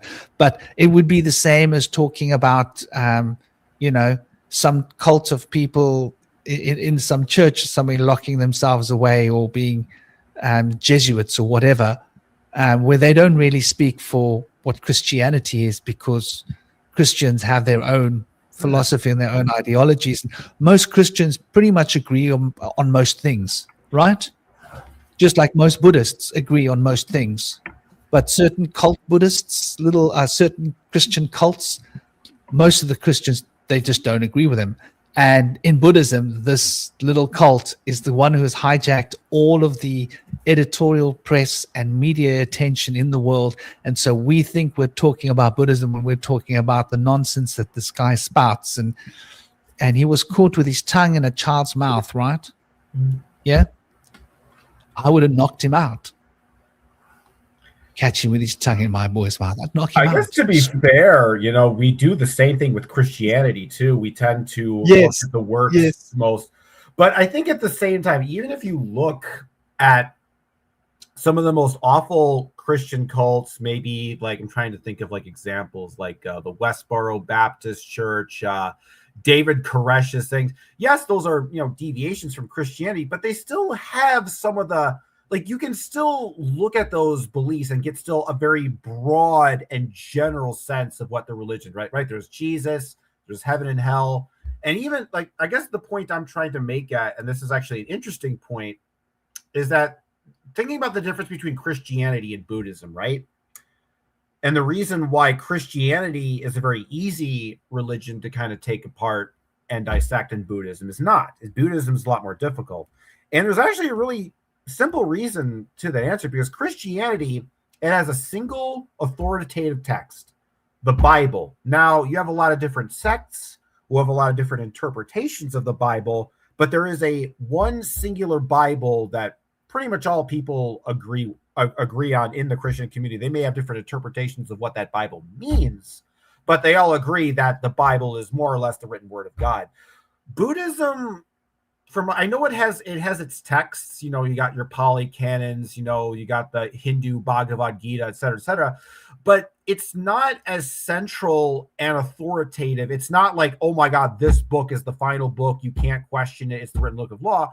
I mean, there are sacred texts in these Eastern traditions, but they don't have the same authoritative necessity that the Christian books do. So the point I'm trying to make is that what frustrates me about Buddhism is the reason that you can't take apart Buddhism is that every time you think you have the narrative figured out, the narrative changes. I'll think, oh yeah, it's like I studied Buddhism. It's like, okay, this is why it's illogical. This is why it doesn't make sense. And somebody will come along like, oh, that's the Western misinterpretation of Buddhism. And Buddhism is actually a completely different religion that's completely unrelated to what you're talking about. It's like, I feel I can understand why, like something like the Westboro Baptist Church, basically these people who thought that all gays burned in hell, that soldiers deserved to burn in hell, and just really controversial stuff.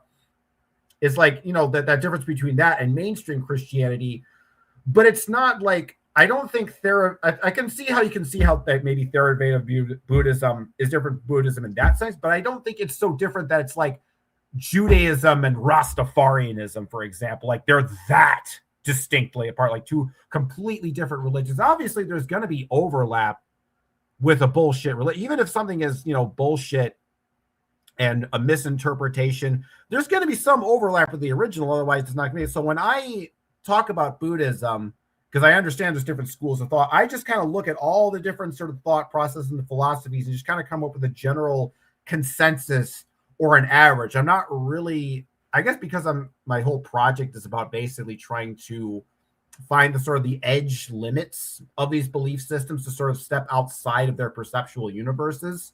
And that's why Buddhism is a lot trickier, because Christianity is easy to take apart, right? You got the Bible, you can find where it's illogically inconsistent. You can say, oh, here's the logical inconsistencies. There you go. Buddhism is more amorphous. It's like a fluidic, shape-shifting thing that can turn into whatever it needs to at any sort of moment. So it's a lot more difficult and a lot more elusive in that regard. So when I would say, even, and I guess the other thing that we have to talk about when it comes to all kinds of belief systems, and I guess this doesn't apply to just to Buddhism, but Christianity as well, is that there is the text, the canonical text, and the sort of the egregore that's formed around it. So let's take the Christian idea of hell, for example, right? So when it comes to hell, it's not written in the Bible, right? It's basically written as this thing called Gehenna. It's kind of ambiguous. It's like this fire where they burn trash and they have sacrifices for Moloch. And it's kind of this ambiguous thing. And scholars point out, well, hell isn't real because, it's not in the Bible. But I think of it from a terms of a more kind of a chaos magic egregoric kind of context, that even though hell isn't in the Bible, it's real because so many people make it real by believing in it. So it may, even though the Bible, even though hell isn't canonically in the actual Bible itself, perhaps it's real because several billion people believe it's real and thus make it real through their own belief system. So that's why when I get kind of like, I'm not really concerned as much when it comes to like the authenticity of a kind of a religious text or religious idea, because in a lot of ways they sort of transcend, time in that sense. Is that, do they really begin in their inception of the story in which the religion was created, or does it continue on in the life of the people who believe in it? And I feel like either of those, both of these things I talked about, both of these examples of the book, the sort of the canonical stated book, and the egregore that's created around it, both seem from a phenomenological perspective equally real from an experiential standpoint. So I try to look at it from that particular perspective. So to me, when it comes to a lot of these belief systems, whether or not it's part of the original canon isn't relevant if everybody who is believing it is making it real regardless. And that's an interesting conversation, I think, in terms of the occult, is the idea of like, does something start with its initial text? Like, is that where the truth of the belief system actually is, or is the truth found in the sort of the lifespan that comes from it, like the people who believe in it, what they take out of it, how they experience in it? And why is it that people who experience the interpretation, because even if the interpretation is wrong, they've essentially created a new interpretation, a new dream world that they experience. And in a sense, it's like you can see both of these things as being equally real. I don't know what you guys think.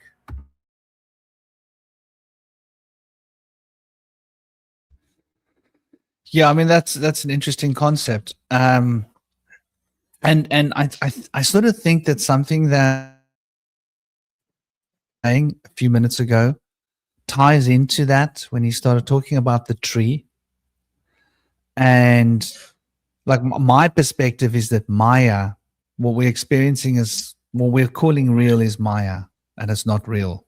But that's my personal perspective on it. So I think that all that we think that is real is just part of this cosmic dance of Maya. It's our imagination. It's a fantasy. It's a dream. It's dream time. It's a shamanic dream of three dreams merging that we're experiencing, these three bodies, these three dreams. It's all fantasy. It's all illusion. So yeah, we can create new fantasies, new delusions or illusions, and we can change the shape of reality with our consciousness when we learn how this fantasy of Maya works. That's the principle of magic, right? That we can influence matter with our consciousness through our conscious practice and experience. I think that's what's real is something far more fundamental. When I think of reality, I think of reality as being like the superstructure outside of this Maya, outside of this fantasy. And so this makes us think about the way in which Gnosticism has been interpreted as like they just want to escape from reality. Well, not exactly. They want to be able to look at this fantasy from outside of the fantasy to experience what is actual reality. But it's been, once again, the same as the Buddhism, has been packaged in such a way that people can't get that, like you say, that average of Buddhism. You can't get an average when you take a small fringe idea and you give it validity to more than just the small fringe idea, because the small fringe idea would be washed away in the bigger average of all the ideas. Yeah. And the same with this notion of this this Gnostic ideology that we've been sold about gnosis is just about escaping reality. Well, it's not really, not any more than the Vedic practice of Shiva yoga and Shiva Dhyan is about extracting consciousness out of the body so that we can see the structure of this fantasy, of this Maya, and understand and gain power and control over the Maya and then recognize and realize that it's all just an expression of our own consciousness and imagination, and none of this is real. It's temporary, but there is something that's real. And that something that's real is what this fantasy is inside of, right? That cosmic real egg is real. And that is an eternal state of being, something that doesn't have an ending or a beginning. And so these things that have beginnings and endings are considered in Maya, or, in most cosmological systems, to be of a relative reality. So I don't buy into those chaos magic ideas that you can make something real. No, you can just add to your different layers of delusions. We were deluded by the state of reality, what reality is, because if we weren't deluded, we would have the city fully functional. If we weren't in a state of delusion, we would be able to understand that there is no such thing as linear time, that we choose the experience of linear time. If we weren't deluded, we would understand that consciousness is the pervading structure of this Maya, and that this consciousness is actually being transmitted here from elsewhere. And where this consciousness is being transmitted from, this is actually reality. And this is sort of a universal idea that you'll find within the Kabbalah, within Gnosticism, within Buddhism, within Vedic practice, within shamanism. They all dovetail. So there's this sort of universal idea that has been packaged in such a lot of different ways so that people can't see it. And I think that's by design. And so the tree, back to what you were saying, the tree becomes the structure. When we can recognize that we're experiencing a tree, which is three, right? Shiva, Brahma, Vishnu. When we recognize we're experiencing this Trimurti, as it's called, experience of this physicality is just a transient experience of relative reality and isn't real in of itself, other than how we choose to imbue it and experience it. And yes, we've all been trained by school how to experience it and what to call it and how to look at it and what to make of it. But when we step out of those bounds and go into a cosmic sort of state of consciousness, we start recognizing and realizing that reality is not what it seems. And this sort of brings us back to the self, right? All of this dream of this Maya is happening within the self. And I think that tree is the metaphor for the self. I don't know. What do you guys think of this as a concept? Yeah, I'm going to bounce in a second, so I'll say a few words before I leave. I might be back on a bit later, but probably not. So yeah, just on Gnosticism and the firmament, which is obviously firm, and ment is mind. So it's just solid mind. So the firmament, the shell, the outside of the womb, or however you want to perceive it, is just a state of mind. Obviously, when we're dreaming, we go beyond the firmament to the astral and beyond. That is our bar, the human-headed bird, which travels beyond while we're dreaming, which is related to our identity as well, because it's our core, which is what kind of can pierce the veil, so to speak. And also with the word mind, like in Hermeticism, you have the all is mind, and that we play around with that word mind.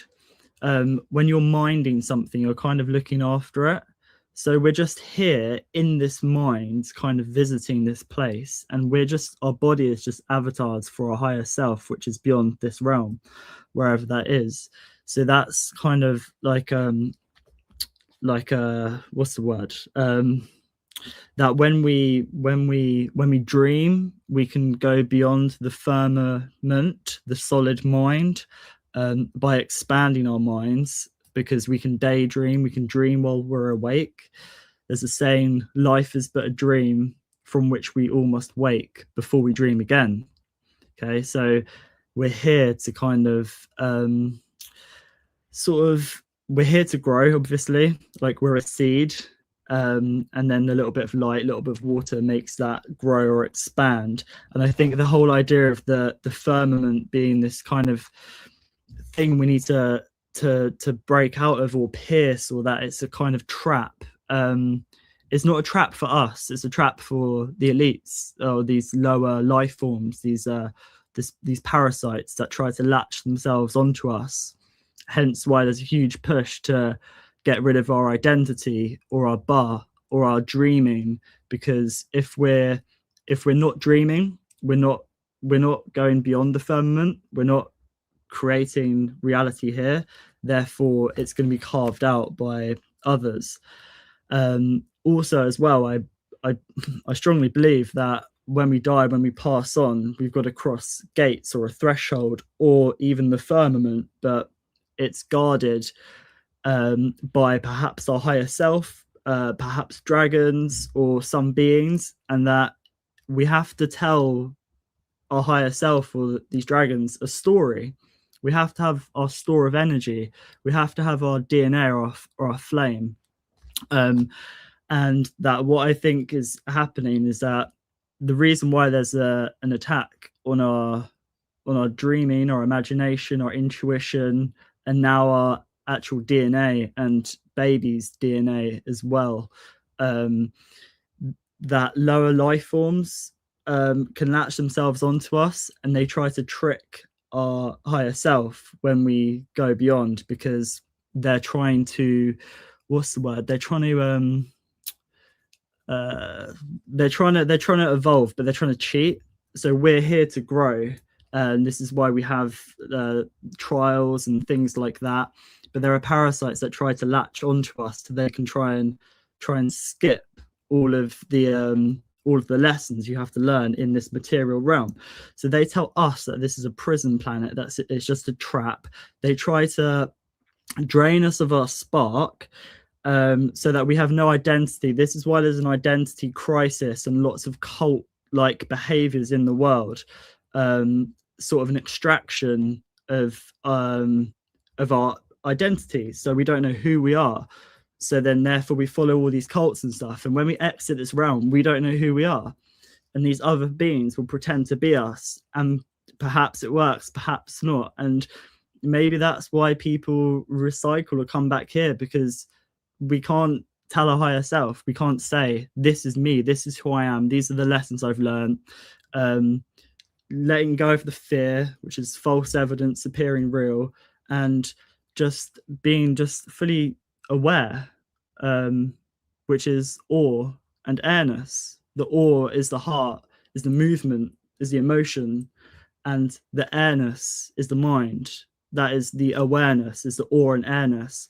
And that's how we leave this realm, is like a vortex. We go through the center. We are the pin in the spin. We are the eye, the observer, the middle of the caduceus. As this spins, we're the central point. But what happens is that people get lost in the current scene of what's going on outside themselves. So long tangent there, but I'll just quickly say as well that this ties into the eighth sphere, which with wordplay is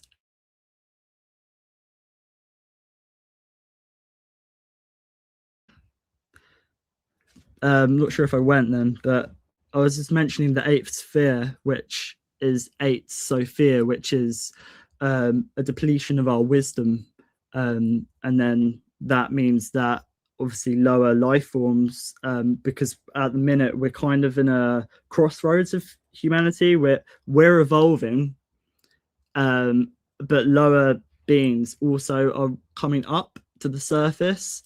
This is why whenever there's ascension or expansion of human awareness, there's always a lot of fear. This is why there's so much fear with like, you know, 3i Atlas, 2012, the end of the Mayan calendar, the end of the world. That was a huge expansion shift, as was the year 2000, 2001. as was 2020 and 2021. So I'll wrap this up that Gnosticism, yes, has a bad rap. The firmament is just it's just our perception, is our mind, and that where we are now is a womb, and it's a place to grow. It's not a tomb, it's a field. It's not an atom, it's a field. We have to feel it and let things flow through us.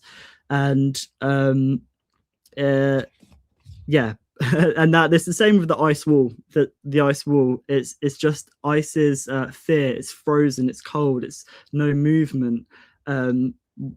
We'll see what's beyond the ice wall when people let go of their fear. As the sun, the fire starts getting hotter, as the ice starts melting, there's more flow in the world. We'll see beyond this realm, and it's the same with the firmament. It's just to do with our perception. That's all it is. It's probably a protective layer to protect us from stuff outside, because we are here to grow, and that's why they want us to fear it, and that's why the powers that be are trying to do lots of things to try and pierce the veil, to try and exit the womb, because for them this is a prison planet, because they keep recycling and stuff. But yeah, a lot there. I thought I'd just chuck it all in because I'm going. I might not be back later. So yeah, big love to you. Big love everyone in the chat. Big love, brother. Big love to your lovely partner and your lovely kids. I hope you guys are having some sweet family time, enjoying your suppy. Yeah. Well, you hold on. You have tea. That's right. You're British. You guys have dinner in the day and tea in the evening. Is that correct? No, we call it dinner. Up north they call Okay. it tea. In like Yorkshire, up north it'll be tea. But yeah. They have tea in the evening and dinner in the day. You have dinner at night and tea in the day, right? It's confusing, huh? I just want to quickly add about 3i Atlas before I go, because it's been brought up in the chat. And Neil said it's closest on the 19th of December, so very soon. Obviously, the whole Christ being born around that time as well, and Christ consciousness shifting and stuff. That 3i Atlas sounds like third eye at last. And we're talking about the self and the central eye observer of the Trinity. And that with this third eye at last, I mean, perhaps there's going to be a big shift. There's a huge shift at the moment that I've kind of seen. And whenever there's a shift, there's always fear. So right now in the UK, there's hospitals overrun with a flu. It's absolute nonsense. That's not true. And there's just lots of stuff happening, which is making people fearful of the world as we're expanding. They try to kind of our spirit as we're expanding. So 3i Atlas, third eye at last. I think, because we're told it's an alien invasion and there's all of this stuff with it as well. Yeah, I think there's big shifts at the moment, especially with the numerology of us going from a number 9 year, a snake next year, to a fire horse. But in February, there's lots of Aries energy, a lot of probably going to be talk of war and stuff as we start expanding our minds even more. They can try and start pushing that on us, but you know, our expansion can't be stopped. So yeah, big love everyone, peace out, much love. Big love, brother. Thank you for sharing. Hope you're enjoying your day. And I suppose it's probably a good thing to stop on. What do you say, Indian Cosmic asked that question about the 3i Atlas. Well, what are your guys' perspectives on all of this? I actually really don't know a whole lot about this 3i Atlas, other than it's like some object in space that seems like it's moving in a way that wouldn't be just a regular space. I actually don't really know. That's why I'm like asking you guys. I feel like it's one of the other ones, like Enuma Numa, that came through, and I feel like we should expect a bigger one to come, or a whole like fleet of these things to begin to arrive. Whatever is going on in our solar system and adjacent celestial bodies, there's something going on where things are penetrating through the Oort cloud. So they seem to be going pretty quick. I don't know what their trajectory is from, if they have a common trajectory, or if there's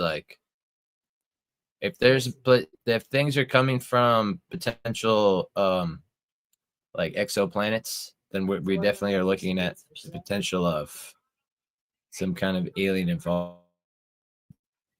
But if it's from a cosmic event, probably just the result of like hurtling rocks that are just probably going to become somewhat of a danger to us at some point if it continues on, because we see that this one went near Mars and that's pretty close to us. So I don't know. We have to also consider the Black Knight satellite that has a polar orbit here, and that is very anomalous to us as well, and of a similar composition potentially. So things to look into.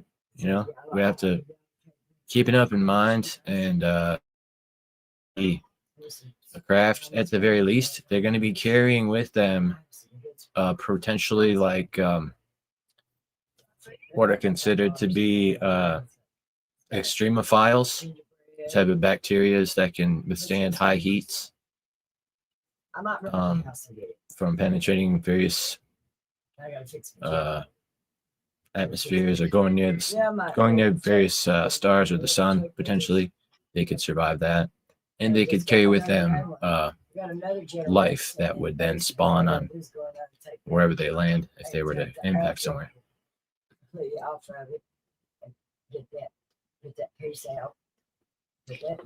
You know, when I look at this, I think about this and I think to myself,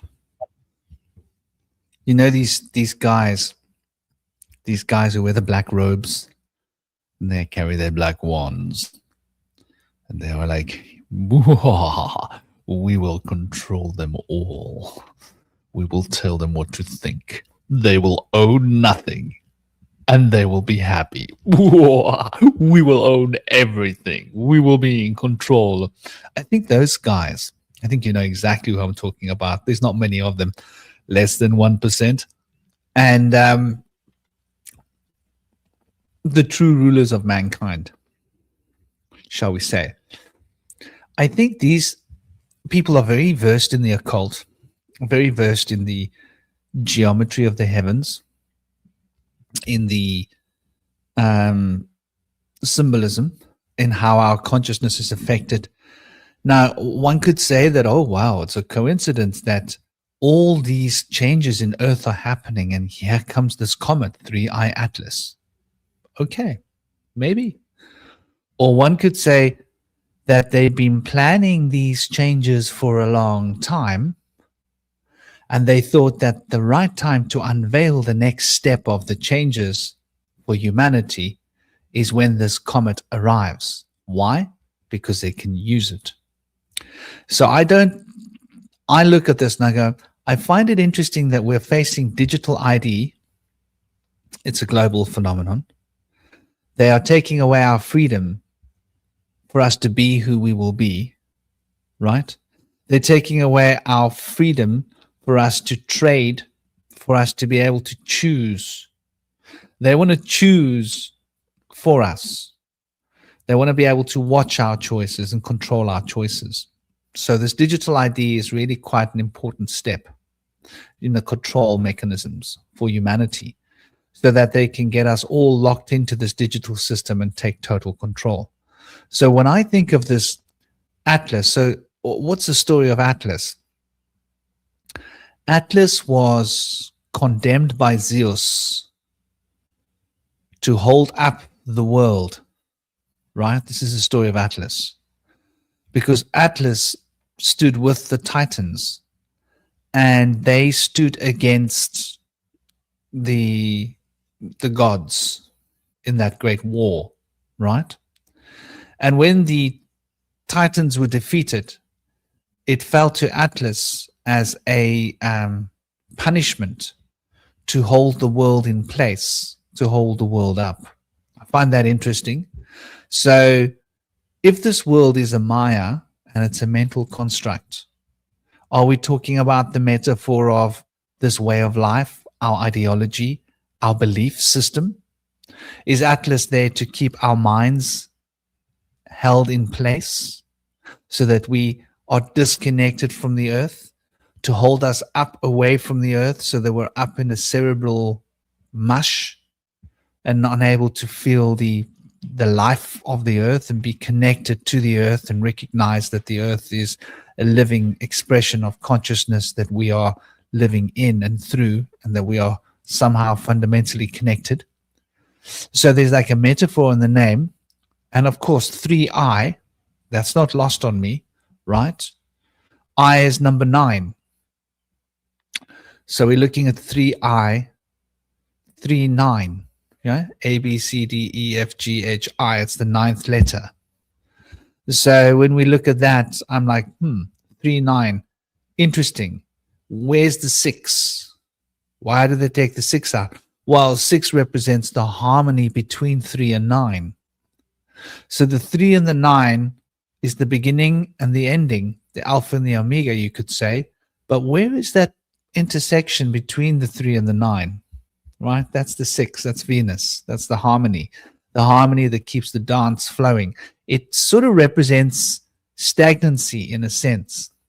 Even though the 3 plus the 9 brings us back to 12, which is a 1 plus a 2, which brings us back to 3. And 3 is the number of the mystic tree. The tree is the thing that we all want to be. Until we can lose ourselves and find ourselves free, we'll just be endlessly like children climbing this tree. So don't even ask where that came from. But the idea that we're in this sort of rhythm of Atlas now, it's a diversion, I think. And I think that everything's been carefully orchestrated and planned. And while we're here looking at Atlas and everybody's having big discussions about Atlas and all the truthers are thinking Atlas is this big thing, tell me, did anybody notice the laws changing? You see, here's the thing. They don't just get to bring in digital IDs. That's not how this works. They tell us we're going to bring in digital IDs. Well, yes, you think you are, but are you aware that before you can bring in a digital ID, you have to change the law? And we have a say. We, the rest of us, we actually have a say in those laws. And if we are all talking about our local parliamentary leader or calling for that guy to lose his job because he wants to make a law that we don't like, then he can lose his job, right? Because public opinion is the story. So if everybody was actually really conscious of the fact of what's really going on here, is that we're being forced into this digital funnel, and it's by choice. It's not being done to us. We do have a say, but we're too busy looking at the stars and thinking, well, 3i Atlas is going to save us. Yeah, don't look at what's going on here, folks. Don't worry about us. Yeah, we're writing this new law. We're voting this law into being. Don't worry about us. Yeah. You don't need to know about that. Focus on that. That thing's going to save you. There's almost this sort of magical, the way a magician, the illusionist magician types, will have you look at this hand so they can fiddle with something with this hand when you're not looking, slip it up their sleeve and make the coin disappear. And so that's what I think. I don't know. Do you guys think that's too far-fetched?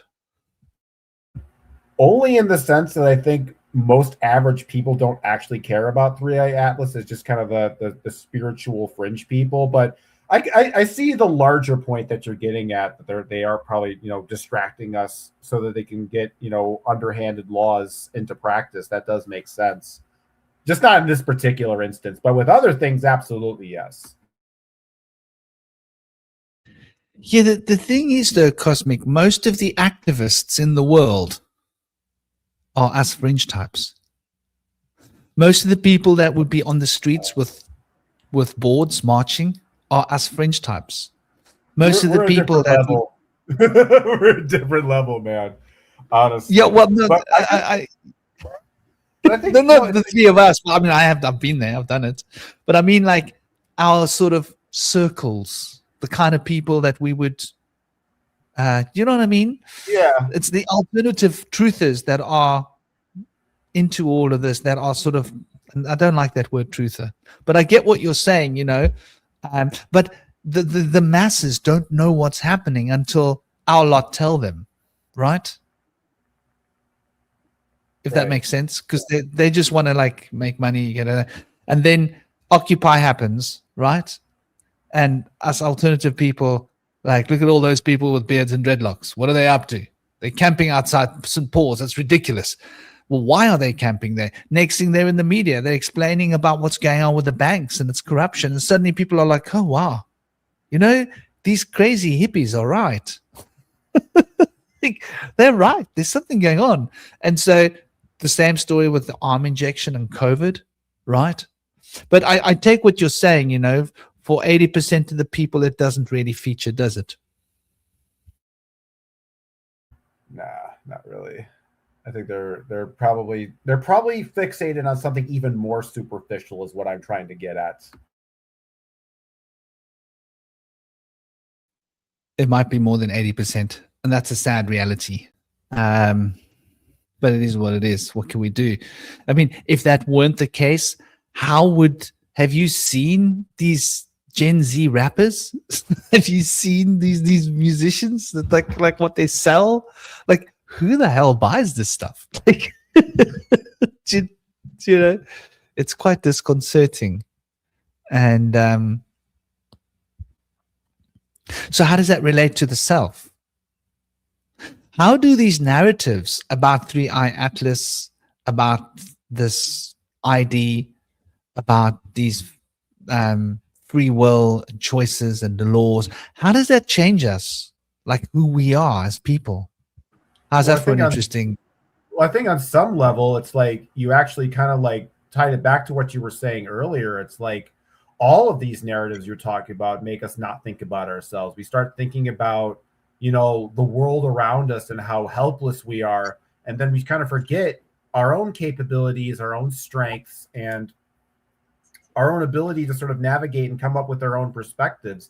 You know, like that's one of the things that's kind of been a difficult thing in the practice that I'm doing, is that I've kind of realized that the philosophical conclusions that I've come to are not really shared by a lot of the people in the metaphysical community. I think you guys, you know, more or less know what I'm talking about here, but it can be sometimes intimidating when it's like you have this new idea that you're bringing off, and the old, you know, guard kind of has its own, like, you know, years of tradition and all its books and all of its stuff, and you're kind of feel like, you know, like a David and Goliath kind of situation, you know, so to speak. So I think in a lot of ways, I think when it comes to understanding the self, that there's a lot of bullies out there that want to kind of subsume you into their cult.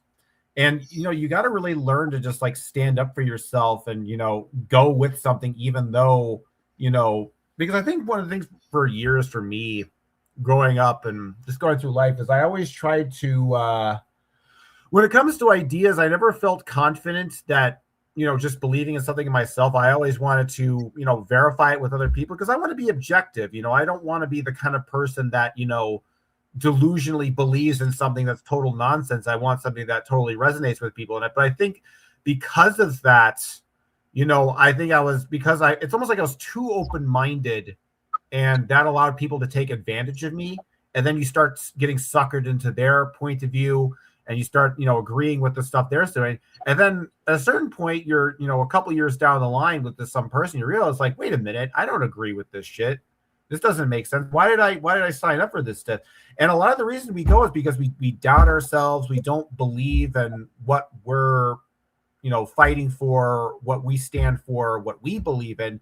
And so we say, oh, well, you know, I'm going to believe in, you know, what this other person says because they have more authority than I do. And then you kind of do a disservice to your own self. You know, I thought about, like, you know, as a man, growing up in a male culture, and there'll be other men who will tell you, it's like, oh, if you want to be a man, you got to do this thing and you got to do X thing. And I was always kind of bothered by that, but I never really understood why it actually bothered me. And I feel like the reason it bothered me because it was like, it feels like a form of submission, right? Where it's like, you're basically conforming to another man's conception of what it means to be a man, rather than what you personally believe being a man represents. Like, for example, like I don't know, you guys don't really drink alcohol, so maybe this won't relate to you, but maybe you've done this at some point where you're at a bar and you decide, oh, I'm gonna get like a fruity cocktail, like a pina colada or something, and there'll be some guy who's like, real men don't drink sugary, girly drinks. No, they drink whiskey on the rocks. That's what a real man does. And then you realize at that point, it's like he is trying to get you to conform to his conception of masculinity rather than your own form of masculinity. And I say that as an example because I think when it comes to our sense of self and our beliefs, it's often like that. We often feel like we have to conform to other people's beliefs and their ideas because we feel like, either we're not good enough, we're not, properly informed on the issue, we don't have the proper training, the skills, the knowledge, et cetera, et cetera.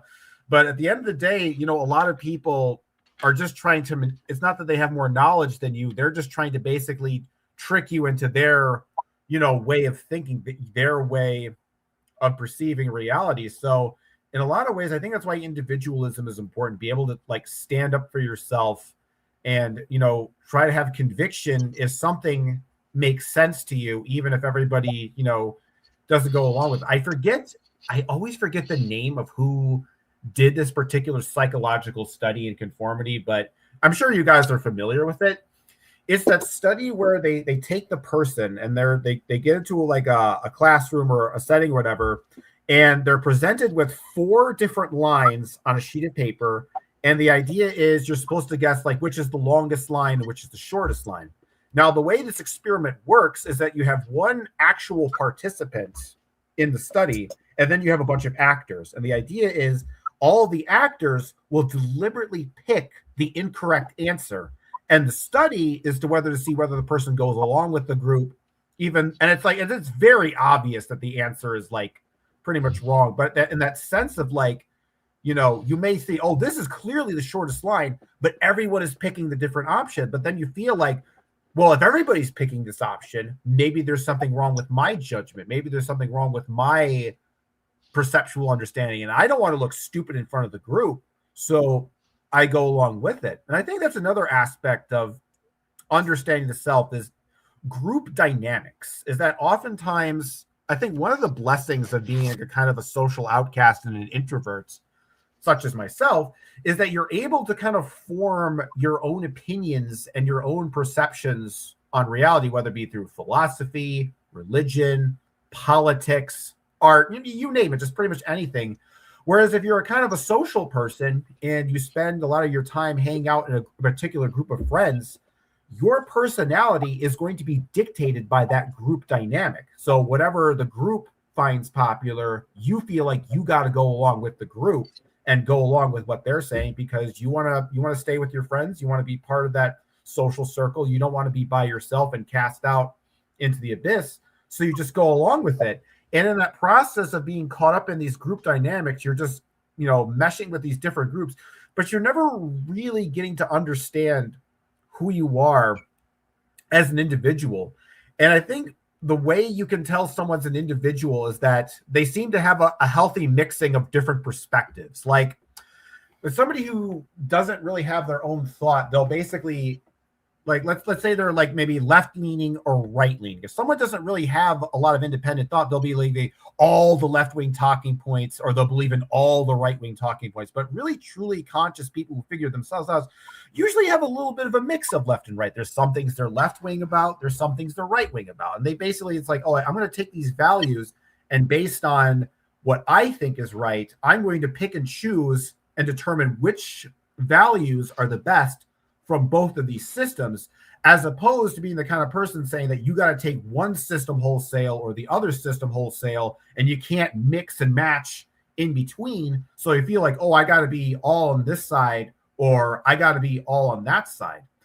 And I think the other aspect, you guys talk about like deception and so on and so forth, but you got to think about it like at a deeper level. It's not just deception in the sense of like, you know, we're the evil overlords and you're under control. It's a two-way process. So it's like a dialectical kind of synthesis. So it's like you have two sort of different forces. You have one side and the other side kind of working together in tandem. I think in Soviet Russia, they called this controlled opposition. So their idea was, you know, they live in this oppressive, you know, communist society. So, but then and obviously from a perspective that people are eventually going to rebel, rise up, and take over. So what do? Well, instead of basically, you know, fighting back against any potential, you know, uprising or counterinsurgency, they themselves become the opposition. They co-opt the opposition. So they're playing the role of, you know, oppressor and oppressed at the same time, kind of like, because I think when it comes to life and the reason we get stuck with a lot of decisions is that we often have a truth being a vital truth being held hostage by a lie. And that's why it's difficult to get rid of lies and get rid of false beliefs, is because they're like, it's like they infect the truths in our lives. They infect the aspects of ourselves we find, you know, like you think about like a religion, for example, right? So maybe there's like a truth in that, like maybe Christianity, for example, that, you know, you should, you know, have love for people. You should have, you know, respect for one another. But then maybe there's another belief that's like, you know, oh, but you know, gays deserve to burn in hell or something like that, right? And you say, oh, this belief, you know, this terrible, this is like messed up. But I feel that if I give up the gays burning in hell belief, I am in a sense also giving up that, you know, love and kindness is the way belief. And because I don't want to get rid of that love and kindness belief, I have to put up with this terrible lie because I want to keep this truth. So I think the importance of distinction is being able to kind of, with precision, surgically remove these kind of like believing inconsistencies. Like, okay, I can respect this part and get rid of this part. That's bullshit. But a lot of people are told they can't really think. A lot of people, like average people, don't think that way. They just think, oh, there's one singular truth, and here's one belief system, here's one philosophy, here's one political school of thought, and you just got to swallow the whole thing whole. And you can't take smaller bites. You can't, you know, take the lettuce off of the sandwich or take the meat off of the sandwich. You got to eat the entire sandwich. And nobody told people that you can pick off the ingredients of said sandwich and not eat the entire thing. I know I went off on a lot of tangents, but yeah, I think that's important.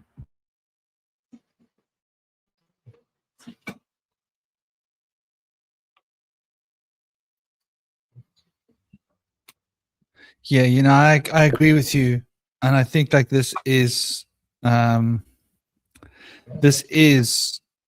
big problem, and you know, there isn't much that we can do about it because, unfortunately, we've been educated in schools, and I think it's a big part of the problem. We've been taught how to think. Or if you want my honest truth, we've been taught how not to think. We've been taught how to believe. We've been taught how to recite. We've been taught how to follow, but we haven't been taught how to think. And so it's a luxury. Indy? Yeah, that's sad how our imagination has been trampled upon like that through indoctrination. But, you know, we obviously do have those people that continue and are able to maintain their imagination and to art and music and share it with all of humanity. Sometimes they make it through the net, which has really been filtering out a lot of the amazing art and music and allowing through like a lot of BS lately in the last couple of decades. But there is music underground that's amazing, that's not being put forth into the mainstream. And yeah, that's the case. But also we have to consider that these people that have a deeper imagination, when they see a situation like this with 3i Atlas, they're able to see deeper things through the situation. They're, for one thing, probably more likely to be like the only group of people that are actually interested in this kind of stuff. Whereas most people are like, whatever, who cares about space rocks? I don't believe in aliens. And so the fact that they're interested in it also coincides with the fact that they probably have a deeper outlook at life. And so they might even think to themselves, wow, so there's like these space rocks are hurtling from like one solar system to another. Maybe like this means that like inside of me, there's being communication made between two different systems. Maybe I'm getting some healing energy from like one organ that stores a certain energy that's going to help guide another organ, and there's like transmission happening within me in my deep inner cosmos within.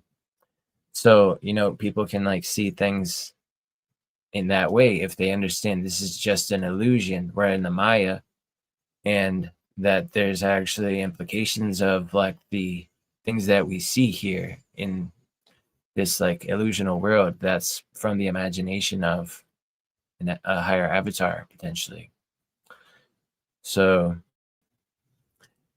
we can always look within to like find an understanding of the things that are external, and the people who are going to do that are oftentimes going to be people that have a greater imagination, an ability to keep their inner child alive, and against what's been taught to them and what they've been kind of prodded toward doing, they continue on to think outside the box and see things with the deeper insights, integrating the spirit and science together. Because that's another thing. Other people that are really spiritual or religious may not even really care about things in the world.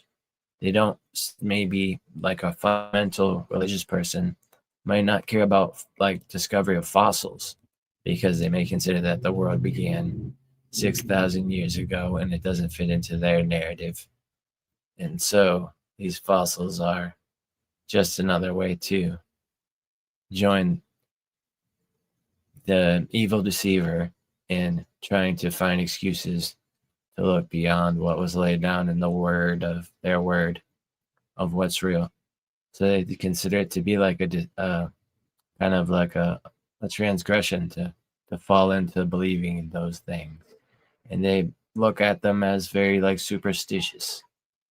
And so that's sad to see that people who actually are very strongly pious or spiritual are guarding themselves from being able to integrate the things in the physical world and their implications, and trying to understand that they can see things scientifically too. Yeah, the evolution thing I've always found fascinating in regards to like Judeo-Christianity, because I realize that they don't just reject evolution because it contradicts, the biblical date that, Earth was created 6,000 years ago, but also what it represents thematically. Because evolution, well, whether you believe it or not, it's a narrative, functionally, right? The idea that things sort of evolve, they progress, they change, they go from one state to a higher state to get to a higher level of optimization. Well, if you believe that your God is perfect, timeless, all-knowing, and flawless, evolution is problematic because it suggests that the world is flawed and essentially needs to kind of grow and adapt and change and get and better. Whereas Christianity says, no, the world is already perfect. It doesn't need to evolve because a perfect God deity has created this universe. And to suggest that evolution is real is to suggest that God's creation is ultimately flawed. So you also have to consider that when people reject certain narratives, it's not just because it sort of makes it look bad in a literal sense, but also in a thematic and metaphorical sense as well. Like I was even thinking about I was thinking about the other day, why is something like nudity, for example, so taboo in sort of Judeo-Christian kind of religion, for example. And I was thinking about, because a lot of religion, especially Judeo-Christian, it's all about, you got to be tough and you got to be hard, and you got to face the devil, and you got to have that Christ-like fire and energy. And what's the opposite of that? And what does nudity symbolize? It symbolizes openness, vulnerability, sort of exposing your weaknesses, for example. And it's basically in a subconscious level saying that it's sinful to sort of acknowledge your flawed, weak nature. And instead, you got to kind of put on this armor of God or whatever, and you sort of associate with that. So I don't know. I'm not. I guess you could say it's somewhat related to the conversation because I think when it comes to the self, to bring this back to the conversation at hand, is that the self is always imbued in some kind of story or narrative, right? We all have a life story that we tell ourselves, whether we're a Christian who believes that you're a warrior of God, or you believe you're a nihilist and you're in some kind of like Albert Camus depressing existential story, wandering the desert and smoking cigarettes while looking cool. The point is, both of these are eventually stories that we tell ourselves. And you can believe in a kind of a fantastical religious story, or you can believe your life is some kind of like depressing existential nihilist story, but they're still stories regardless. So when it comes to understanding the self, I think we have to sort of understand the story of our own existence and our own lives, but also we have to recognize that in a sense that we all have our own stories about ourselves. We also see all the people are in our lives as characters in our story, right? But sometimes those characters, how we characterize people, is an accurate reflection of who they are. And oftentimes people will make caricatures of us, of who we are, and it becomes problematic because we start to believe in the caricature that they made for us. Like, I was thinking the other day about like, what is the ego essentially? I mean, obviously there's like a conception that the ego is sort of the false perception of the self, but then what really is the ego? Because obviously I think that there is a kind of self, that there is an eternal self, but I can at least sort of give the Buddhists somewhat of a pass in the sense that there is a kind of a culturally constructed holographic identity that's essentially imposed upon us that we didn't necessarily create. So I say the ego is the part of ourselves that we had no voluntary control in creating. It's the narratives other people tell about us. It's the stories other people say about us that aren't necessarily true, but we believe in them because we don't have confidence in ourselves. And so we become characters in other people's stories, and they may not even be characters that are actually accurate reflections of what kind of characters we are in the grand universal story, because it's like you can see yourself as being part of the story of the universe, or you can be a character in someone else's dream. What is it? Isn't there some line in like Alice in Wonderland where it's like Tweedledee and Tweedledum are sort of like on some limerick about how we're all like the imagination of some king, and if he wakes up, we're all gonna disappear. Essentially, it's kind of like that. You can choose to be in someone else's dream, or you can make your own dream. And I think when it comes to having your own life story, is akin to really navigating your own dream, your own story, as opposed to living in someone else's. Because I think in a lot of ways, I think this is one reason why relationships are so damaging when you have like a bad relationship with someone, is that you're spending time with somebody who is constantly creating their conception of who you are around you. That's why there's always that tension, that they have an idea that, you're a jerk, you don't listen to me, you're selfish, this and that. And over time, you start to believe in it, and you start to think, oh, maybe I really am this like terrible, selfish person. And you start to feel guilty. And so I think that when it comes to understanding the self, you first have to get past the bull crap that other people have imposed upon you. Then when you get past the bull crap other people impose upon you, then you can actually get to the real meat of the matter. But until then, you have to kind of learn to see yourself as existing in your own respective narrative, as opposed to being a side character in someone else's narrative. You know, when you're, you know, a hero and you're just like a side extra in someone else's story. I think that's very beautiful what you're sharing here about the narratives. And it makes me think about my life in a big way. I noticed it when I was young, was when I moved. And then I noticed it again at times when like I shifted octave, right? But it became very crystallized and clear to me how this works when I started traveling. So like the late 90s. And so I traveled for 20 years. There-ish. And what that means is I would be like in this place now, and like, you know, I'd wait for a sign. Like, okay, there's a sign. Okay, go that way. Go that way.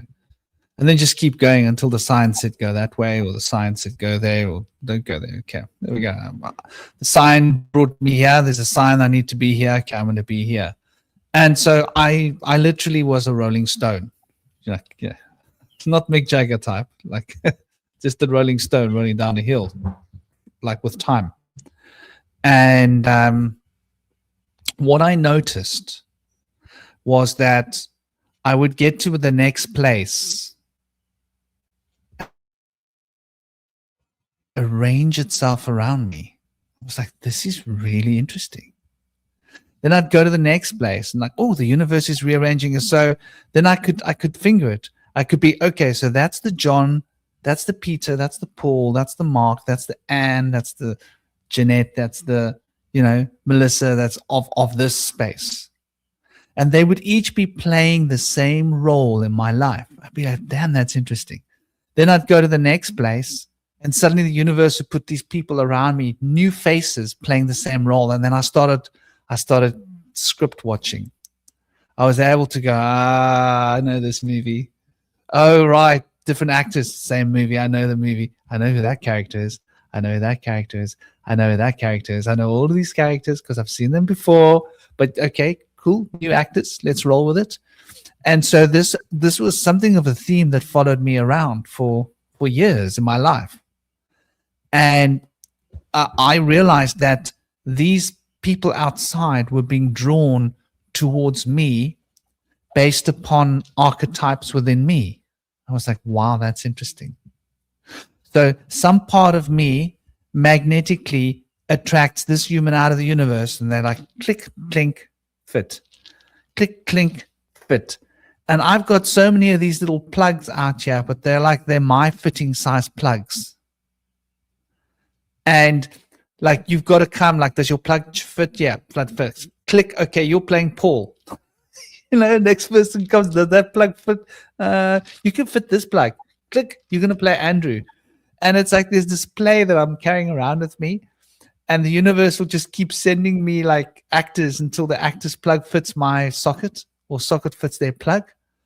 And they'd fit in around me. And so this is what I noticed. So I think it's interesting what you say about, it makes me think about that when you talk about narratives and playing roles. And then I also used to think about, okay, now what role am I playing in these people's lives, right?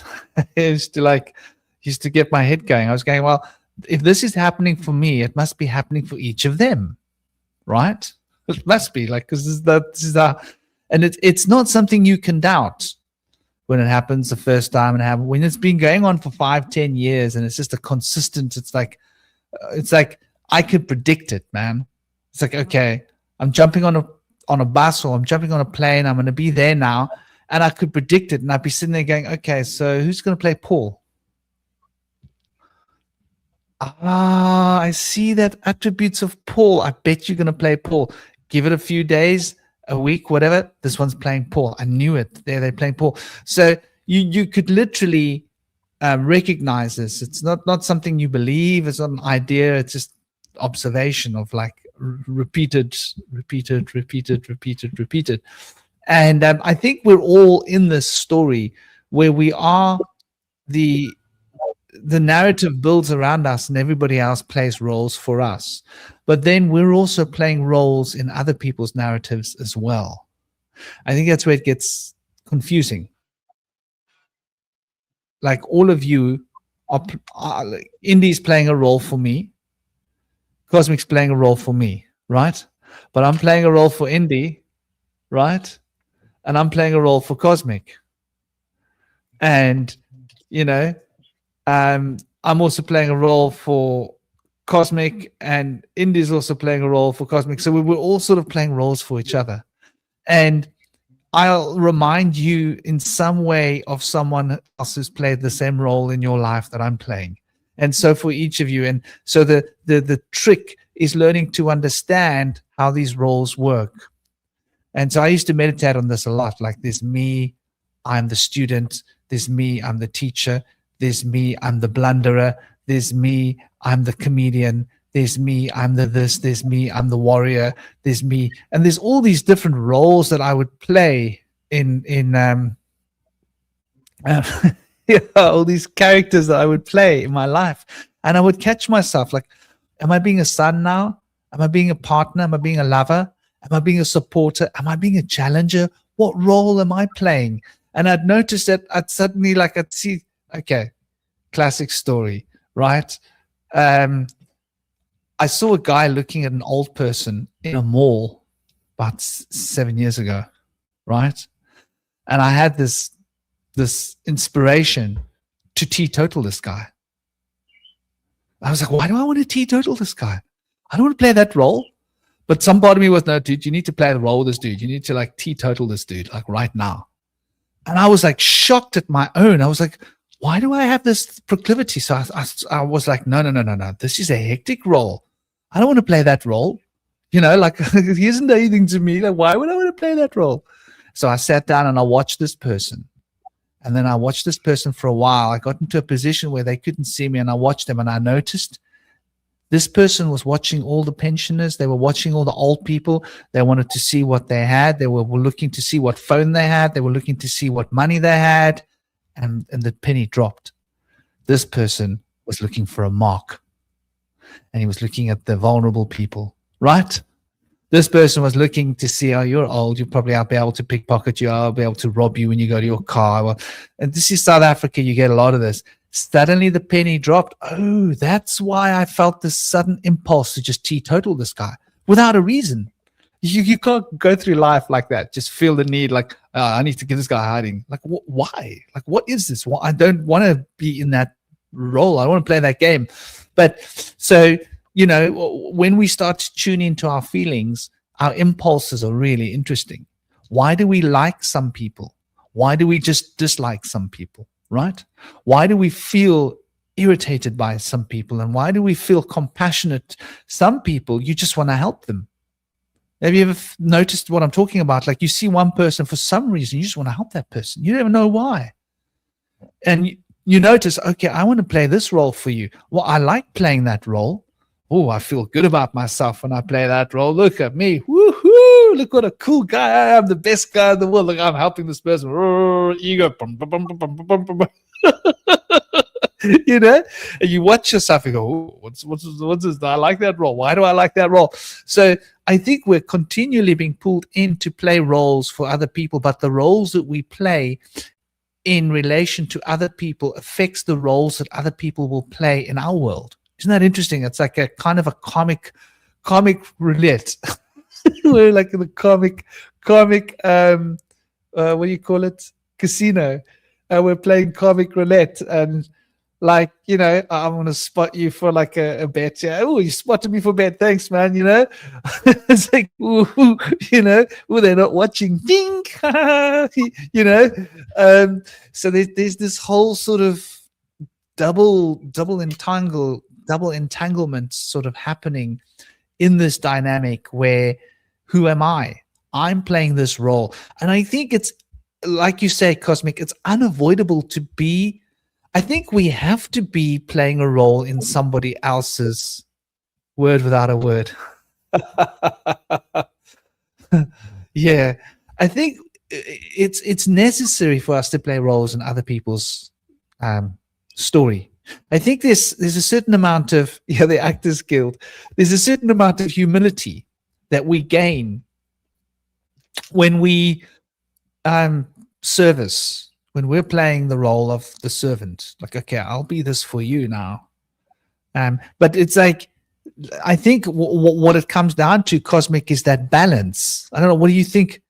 Does what I'm saying hit any buttons here for you guys? You know, striking that point of balance where I'll play roles for you guys, but then I also like, what roles are you playing for me? And I think it's got to be sort of in the middle. You know, what are your thoughts?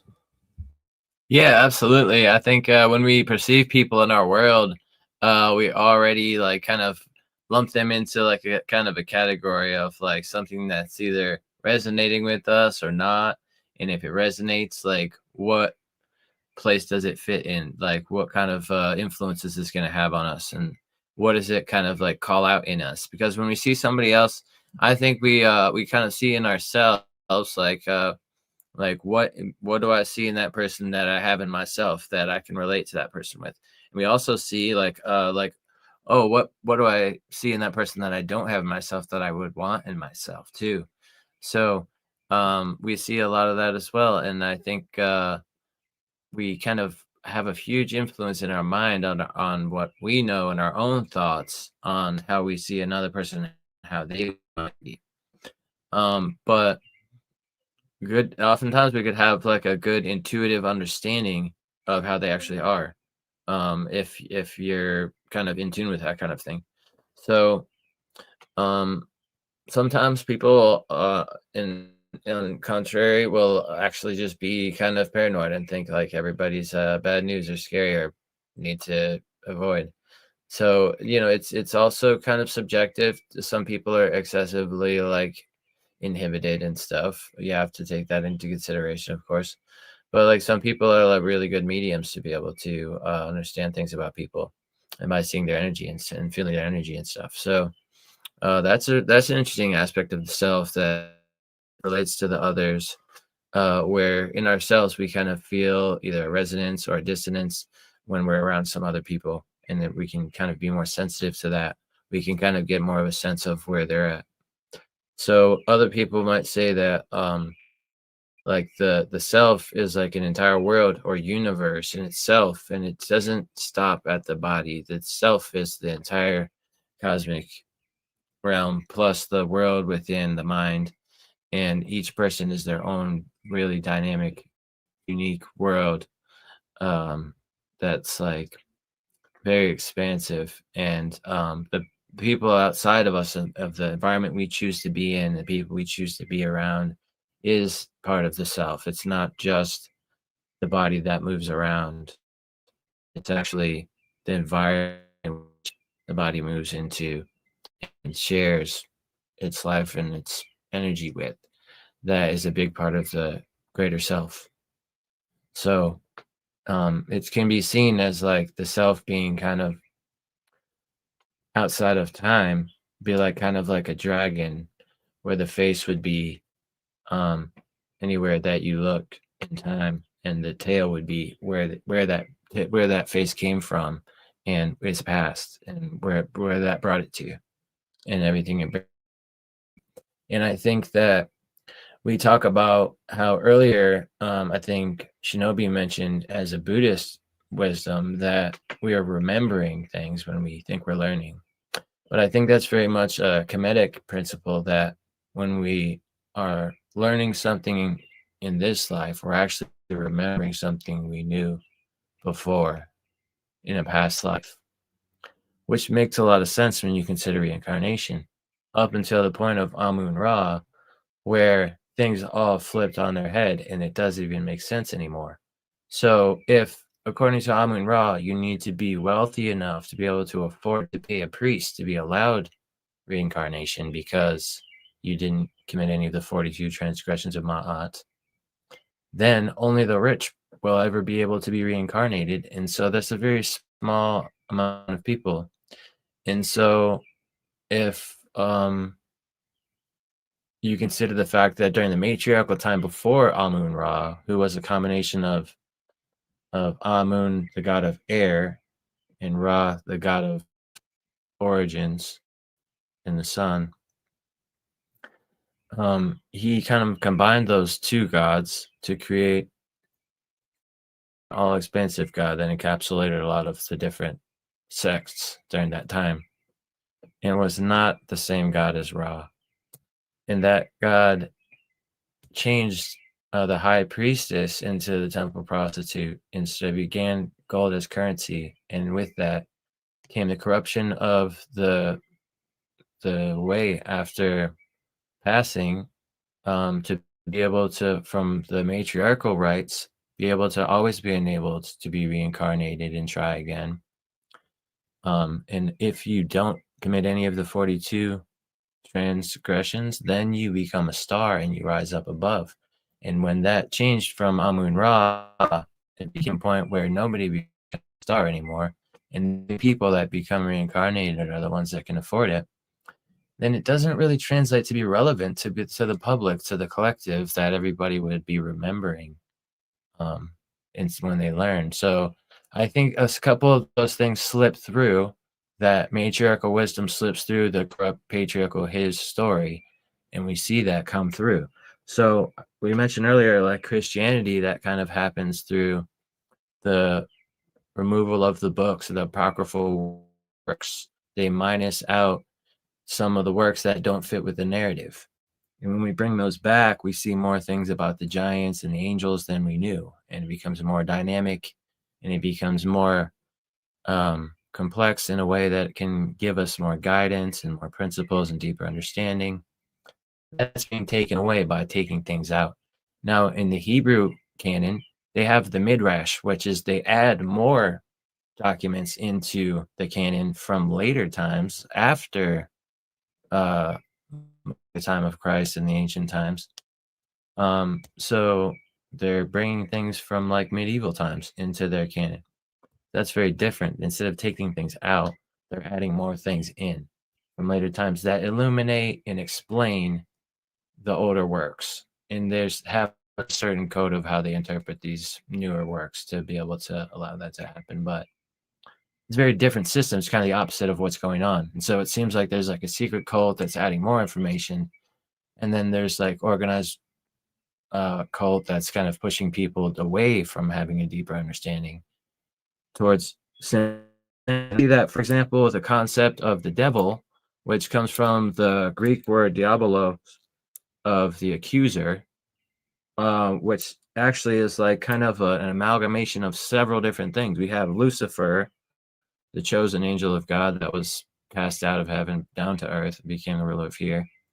We have the serpent that was offering the apple to Eve. And then we have the Satan, which is the inner adversary that everyone has. And they spoke of King David himself having a Satan, his inner adversary within, spoke him to slay a giant, you know. And so we can kind of use that through cathartic means to do heroic things.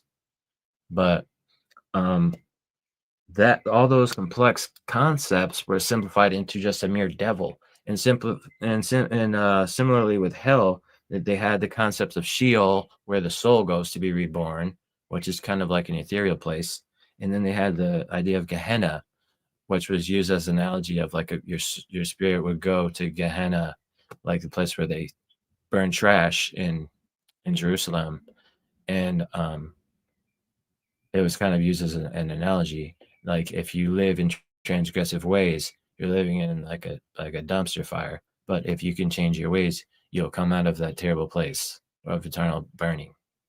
So like they took these ideas that were able to allow us to like transform ourselves here and now and give us greater guidance and understanding of our inner selves. And they turned them into an externalized understanding of some place that's going to be our accuser or a place where we're going to be punished. And so it's a very different understanding than the deeper, more mystical are allowed in Judaism, for example. Well, if you think about it, it's because it contextualizes hell and Satan differently. Because when you're talking about Satan being an inner adversary, in a sense, you can kind of control that narrative in the sense of like, your limits and stuff. Whereas if the church decides what Satan is and what hell is, now it's not in your control. Now it's a source of anxiety, it's a source of dread, and only the priests get to decide, what's right and what's wrong. And now you have lost your sort of spiritual autonomy, your spiritual agency, and you're sort of at the mercy of other magi, other sorcerers to sort of guide your, in your own way. And so when it comes to these kind of narratives, it's important. Originality is important. Like, we think originality is just important in terms of like, when you watch a movie or you read a book and it's, something different and distinct and it's original. But I think if we think about what the word original means is of the origin, right? So it's true to who you actually are. So when it comes to metaphysical beliefs like this, it's when we trust other people to sort of define those narratives for us, we then become subjects of manipulation and control, because now we no longer have control over that story. You're like, you're basically, you know what it basically is? It's like you have a life story, and then you're basically going up to like a priest, a rabbi, a monk, and say, could you write my life story for me? I don't really think I can write it. Can you do it for me? You're a better writer than me. So could you please write my life story? I'm not good enough to write my own life story. And a lot of people just kind of do that. They just let other people, like that's kind of what I was mentioning before, is that we get caught up in other people's stories and dreams where you might be a character that's just a total, a loser, a total buffoon, when you might be like a valiant hero and you don't even necessarily realize it, but because you've been, bullied and humiliated and talked down to that. And that's why, bullying and abuse and all those things are so, that's why they're so terrible and they're so awful, because it's not just that, you have like an abusive parent or a bully and they tell you something bad about yourself. It's like, you start to believe their narrative of what they think about you, and you internalize it, and that essentially becomes a part of your false ego. And so I think that just sort of like stripping away all of these other like narratives that other people have made for you and figuring out, who you are, I think that's why it's good to, and all these spiritual mystic teachers tell you to sort of like go off into the woods, meditate in silent darkness, is that in a way, like when you think about you're writing a story, like it's kind of hard to do when you're, in a writer's room and you're writing a story with people. You have to agree with the people in the room. People will say no to your ideas, and maybe the group will go along with what you want to put in the story, and they'll say, nah, screw your idea. We're going to go with our thing. But when you're all by yourself, it's just you, the pen and the paper, and you can write down whatever you want, and you can actually start to figure out like what is the actual story of me, and not the plagiarized story that other people have written about me, the fan fiction that other people have written about me, and the speculative stories of what I am. But what is the actual story of me? And it's hard to find that story yourself when you're lost in a library of other people's stories.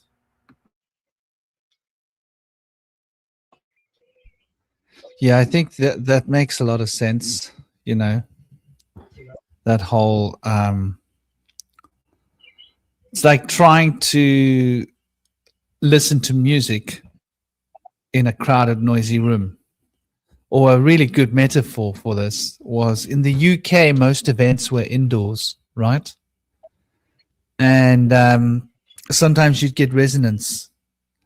And they used to have this place at London Bridge. Those of you that are UKers, you know London Bridge. Underneath London Bridge, they used to, where the Warp started, and from the Warp became the Synergy Project, and then Luminopolis, and all these different events, conscious partying collectives from like, I don't know, a quarter of a century ago, and 20 years ago used to happen there. And you'd be in one room, but you could hear the bass line in the other room, right? Sometimes it was like a little bit annoying if you went to certain places. You could hear two musics. You'd be walking in a chill out room and you could hear the music from both rooms, and it's discordant, right? Because they're not in sync. You got a psytrance floor in there, and you got a chill out room there, and you went to certain places. You could hear like 3 or 4 rooms happening. There you can hear there's like some Arabic music, like classical music. There you can hear there's some acoustic music. There you can hear there's a psytrance floor. There you can hear there's a drum and bass floor, in your head. So I think that, that narrowing down the focus so that we can just get onto one thing is really what the self's main attribute is, right? To be able to focus on just me, my thoughts, what I am experiencing. And it's a little bit selfish in a way. Why fish? What has fish got to do with this conversation, you asked me? I think they covered that in the Hitchhiker's Guide, where they say thank you for all the fish. I think that thank you for all the fish is maybe like a hybrid thank you for being selfish story. And like, not that you want to go and sell fish, right? But when you're selfish, it's like all you can think about doing is selling fish. And I think there's something here because Pisces is all about my feelings, right? And when you're selfish, I want to put my feelings first. Everybody must take my feelings into account. That's the only feelings that matters here, my feelings. It's a very but there needs to be a certain amount of like, it's good to sell fish when there's no one there to buy it.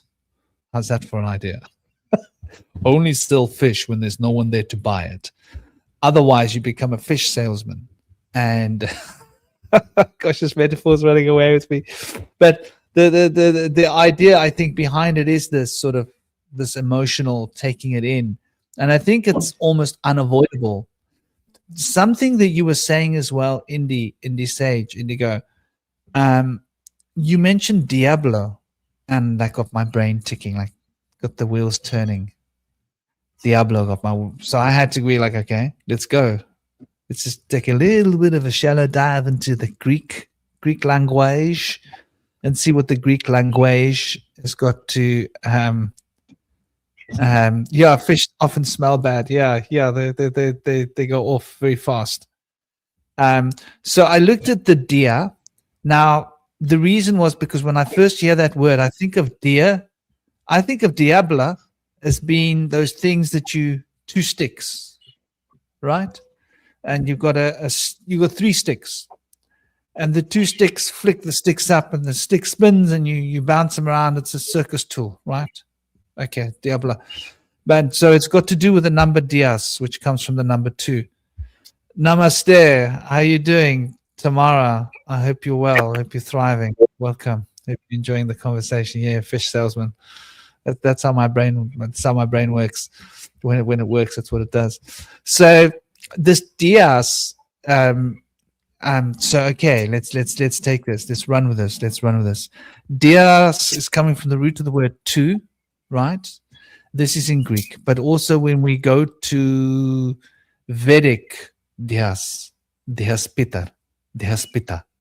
So Dias in Vedic, I think in Old Sanskrit, check me if I'm wrong, it has to do with the sky. Dias Sanskrit relates to sky, I believe. I'm just double checking it because I don't want to give you guys wrong information. Ancient personification of the daylight sky. Okay, just to correct. So this is a primordial that relates to, comes from the Rig Vedas, so some of the oldest Sanskrit writings. So Dias is relating to the daylight. Now the daylight has got to do with the sun producing polarity. You see where the number 2 in Greek comes from the idea of Dias, which is the sun, which is Dias Pita. Dias Pita is Jupiter, right? That's the sky father.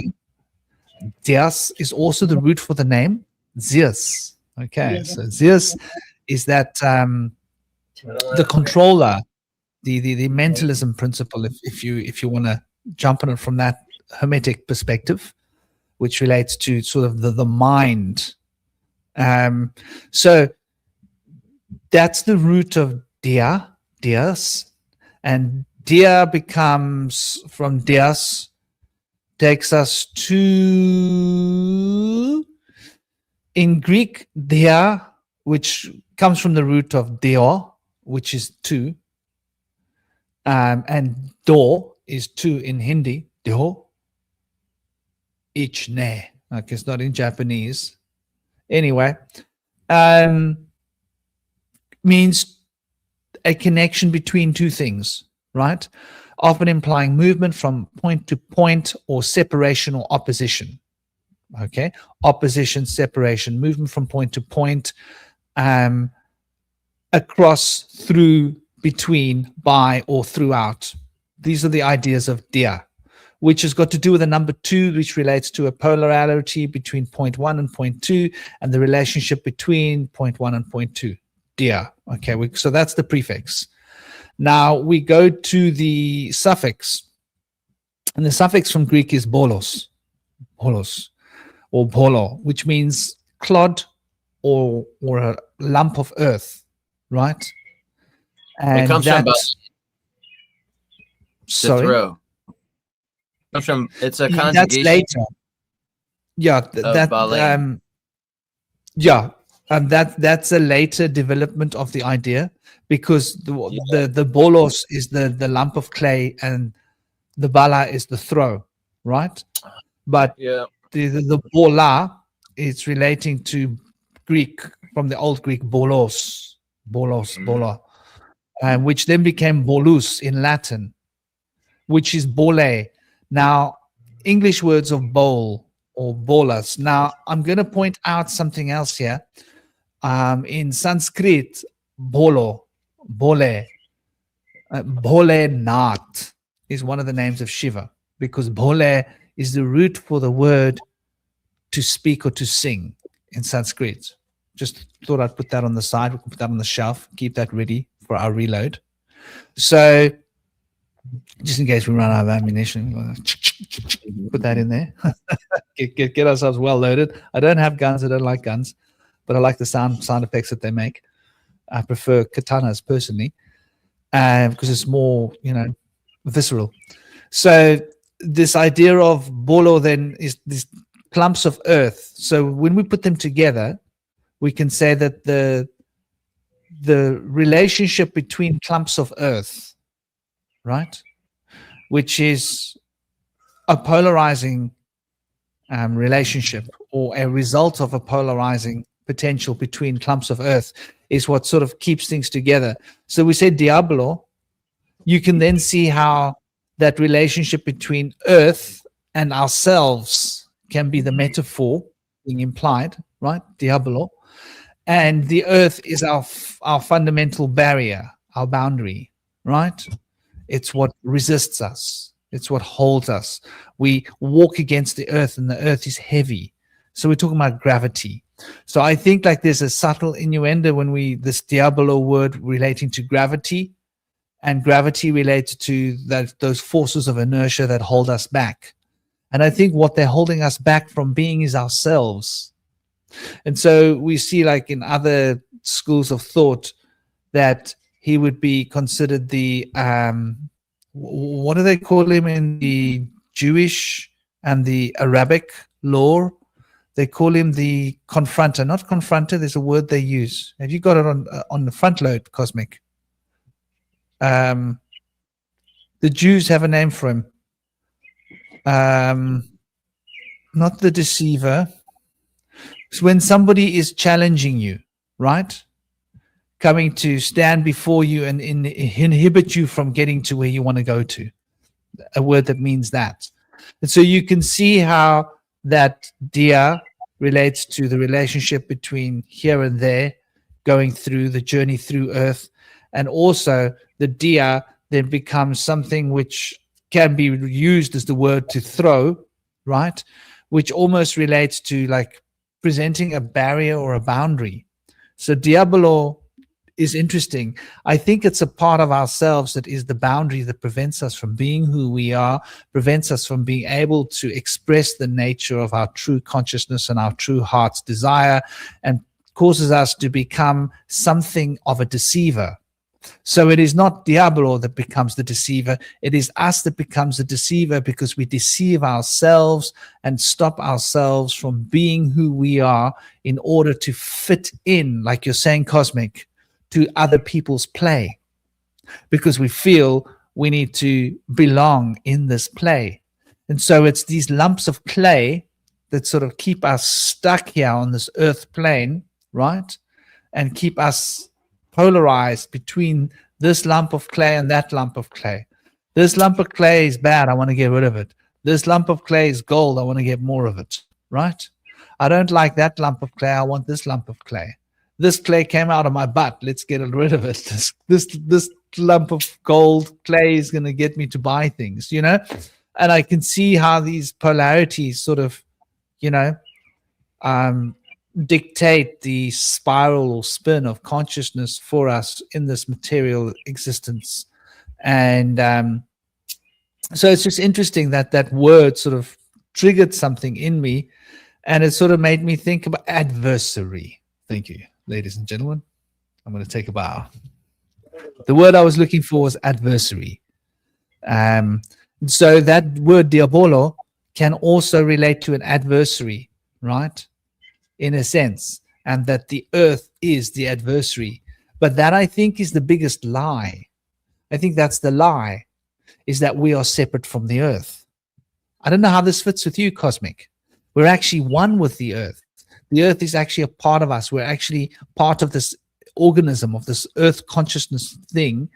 And now we're trying to live in separation from the earth. And we're in that process, not being ourselves. We're not being who we're meant to be. And we start to take on a role, you know, white bread roll, horrible roll with terrible ingredients on it. I don't know, what do you think, Cosmic? Are you with me, or are you in sandwich heaven? Yes, ladies and gentlemen, Cosmic is officially in sandwich heaven. Hope you're enjoying that sandwich, brother. So yeah, I'll just carry on flowing. So, you know, that's the one point I wanted to bring out. The other point is what we sort of were bridging on earlier, is how the self causes us to attract roles from other people to fill in our archetypal nodes, so that we have the right mix of people around us, so that we can fit into our reality, and that our reality can fit around us. And you can almost think of these different archetypes, or different plug and play, you know, my plug fits your plug fits my plug, as being different layers of the self.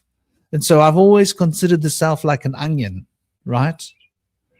And you know, as you peel away the layers, you peel away the different aspects, like, well, there's this aspect of me, I'm a protector. There's this aspect of me, I'm a adventurer. There's this aspect of me, I'm a this. And as you peel away the layers, you get to a more naked state of consciousness. And the more naked we become, we sort of get to that point where we start to become like a child again. Now, where did we hear this? Who said we should be like children? Yeah. And that sort of child is fundamental. I mean, it's in all the tarot, right? Look at the sun. Okay. Yeah, I get you. I'll get you the sun quickly. So if you look at the sun tarot card, I'm just going to grab it quickly.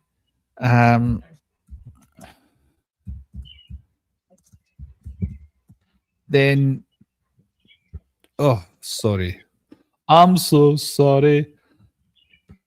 Let me get the image in a new tab. Wada. There we go. Oh my gosh, that's terrible. They're giving me midget cards. How dare they give me midget cards? No, not impressed. I don't know what my Google is doing, but whatever they're doing, it's not working for me, right? It's not working. They changed the rules, you know. Okay. I put the word card in there, and so they changed the rules. Isn't that weird how Google does that, eh? These days. Google has become insidiously evil. Ooh, ugh. It's the real Diablo that we're dealing with on the day-to-day. Share this instead. Okay. I finally top-loaded the card. So here you can see, like, the idea that I'm talking about is that sort of the core aspect of the self. Namaste.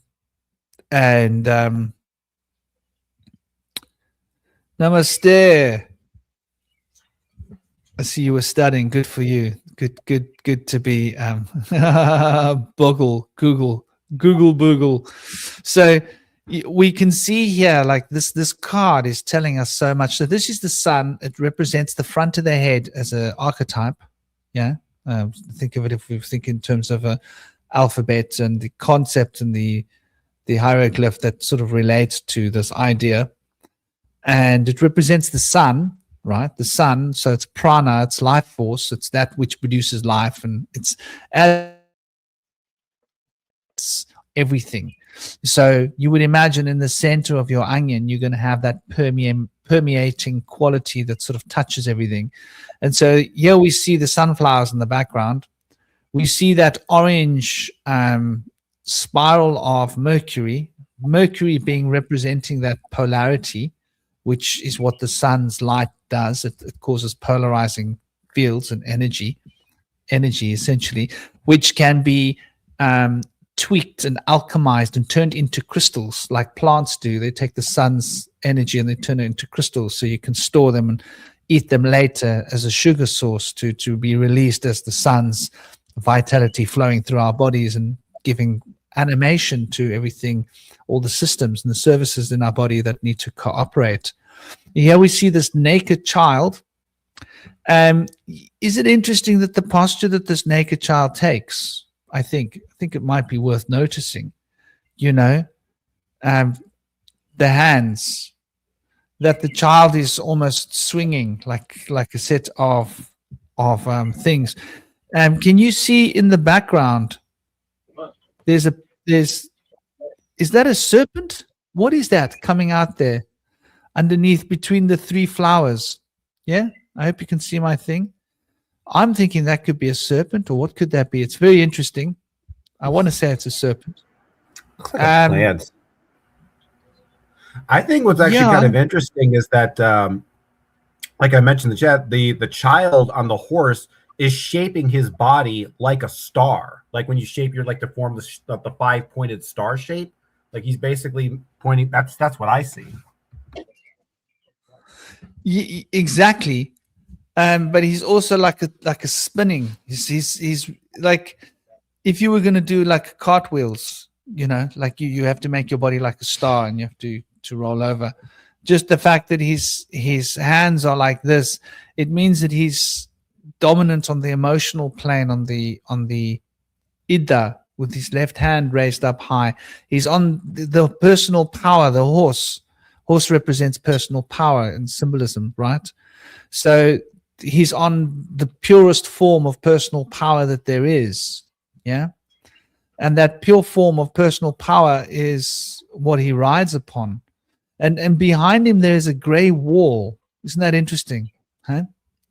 And that gray wall behind him sort of shows that he's already overcome the boundary. And I think that gray wall behind him is that Diablo, right? That's that gray wall that separates you from the earth. Yeah? What we were talking about. So that gray wall, the Diablo, that is it a feather? I've always thought of it as I've looked at that image and I've always looked at it and wondered, like, is it a feather? It looks, but the way it looks, it could even, it makes me think of a serpent, which is interesting, which is probably got to do with the idea of Quetzalcoatl, or, you know, the asp, the awakened Kundalini coming out through the head chakra, as it relates to Tet for this card,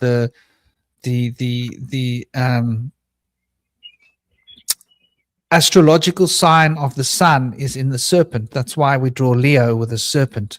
So Leo has got the association of a serpent, which is this planetary movement as a, where it finds its extension in the macrocosm. Though regardless, that wall behind him, I think that represents Diablo, and that he has already cleared the wall and he's coming towards us, and the earth is abundantly around him, and it doesn't seem like he's separated from the earth, even though that wall's behind him. I don't know. I just thought that'd be an interesting image to share, because it seems to speak so loudly about the self. And I think that this concept, this archetype, represents that inner child, which the movement of that inner onion. And so these layers of the self, we call them the archetypes. But that's really, like, I think, what they say, a picture can speak 1,000 words. That's the idea that I get when I think. So what do you think about these layers of the self as they relate to your system? And absolutely. Oh, well, I guess Indy is a system too. No, please continue. I was supposed to... Go ahead, Cosmic. I'll go after you. No, you go ahead. I lost my train of thought. All these different aspects of the self are so awesome to be able to dive into, and it's a shame that you can't really get this information available until you kind of get into like a path where you really need it. But I guess that's rightly so. And I think for me, the different aspects of self, particularly regarding to the emotional body, were very impacting on me. But to tie back to like ancient mysticism, I think the Ka and the Ba were what really like stirred things up for me to like start to look deeper, to understand how to distinguish the journey of the spirit and the soul, and the journey of the etheric and astral bodies came later in my esoteric learnings. But I really feel like I went through some past life regression experiences where I went into like a meditative state in a guided meditation, and we were guided through the hall of Akasha and through the Akashic records, and we were guided down a staircase into a past life. And I chose to use that technique in my own guided meditations that I would give. It's very powerful. You go down 7 steps through the chakras into the root chakra, and then access a download of a past life. And I guess that's into the etheric body. So I became very, very familiar personally with the etheric body's journeys and connections. And I have not yet explored the astral realm so much as the etheric. So, as you all know, I kind of my whole epistemological approach is I look at everything as dimensional bubbles. Well, and the way this relates in my system is that these bubbles called Zerfaxes, they have 4 sort of membrane layers, which are called xiphoids, Xiphoid. That's how I spell it.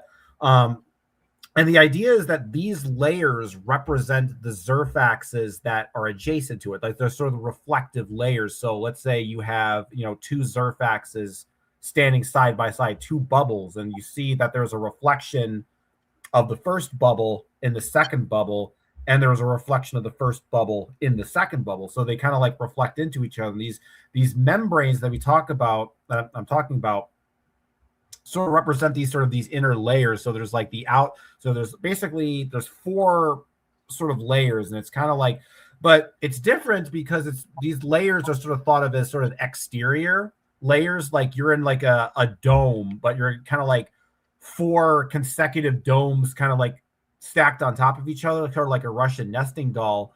And that belief systems are kind of like these outer Russian nesting dolls where it's like you have a certain.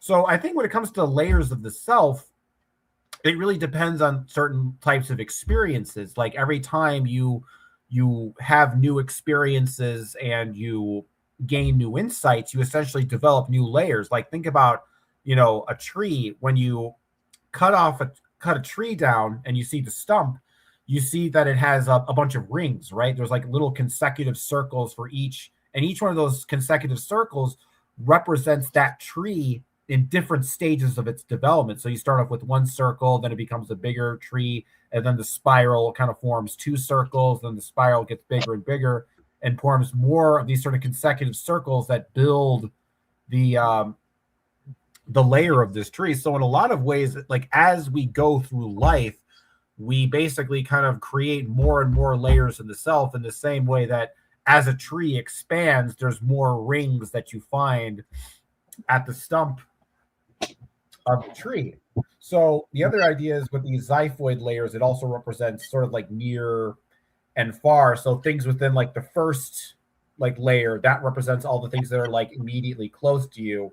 And the things that are the fourth layer are the things that are like far away, distant, sort of outside of your imagination, and how they all kind of all these universes, sort of these Zerfaxes sort of interact with each other by reflecting through each other through these membranes. So that's so there is a concept with that in regards to the self in this system, which is sort of there's a particular Zerfax called the I Zerfax, AIE Zerfax, and it has the idea is that there's layers of the self. But the way I kind of conceptualize it is I think of so I have this image in my mind. I should probably actually make a picture of this at some point, where you think of the self as like a big circle, right?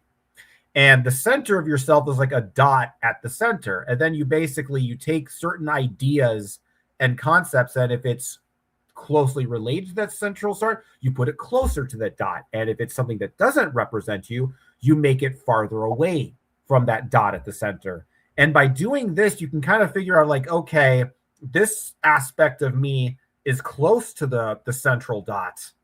Then maybe this is something that I relate to, a piece of music I identify with, a belief that I hold strongly. This is close to my center, whereas something that maybe I find unpleasant, or a belief that I vehemently disagree with, this would be an aspect of being that is, farther away from that dot that I was mentioning earlier. And there's a certain point where it's like you start to see there's a circle that surrounds that dot.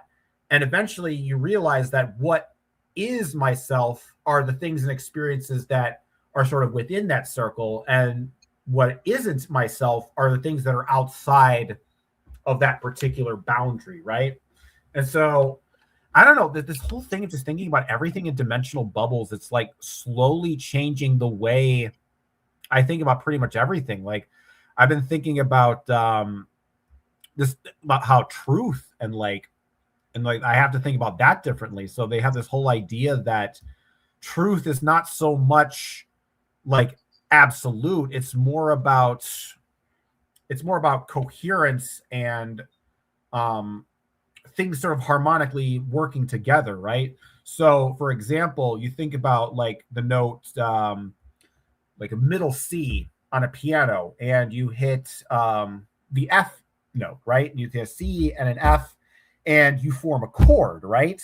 So the truth is not necessarily within each individual note itself, but the relationship between the two notes. Now, if I take a C note and contrast that with a C sharp or a C flat, I play both of those notes at the same time, it's going to sound really dissonant. And that's a different relationship. That would be a less true relationship between those notes. So it's ultimately about, relationships, because the idea with this dimensional bubble system is that there is no central absolute omega bubble where all the bubbles come from. It's just an endless field of bubbles. So you can't really have that sort of absolute bubble as a sort of an indicator of what's true. It instead becomes this indicator of whether these two ideas correspond with each other or not. So think about like fictional universes, for example. Like, let's say, like we think about the existence, like what is the truth of the existence of lightsabers, right? Like the idea of the lightsaber. Now, obviously, a lightsaber is not necessarily true in this particular universe, unless you're, what I don't know. Maybe you believe that, but whatever. It's most people don't believe in that, right? But in the Star Wars universe, it is true that lightsabers exist.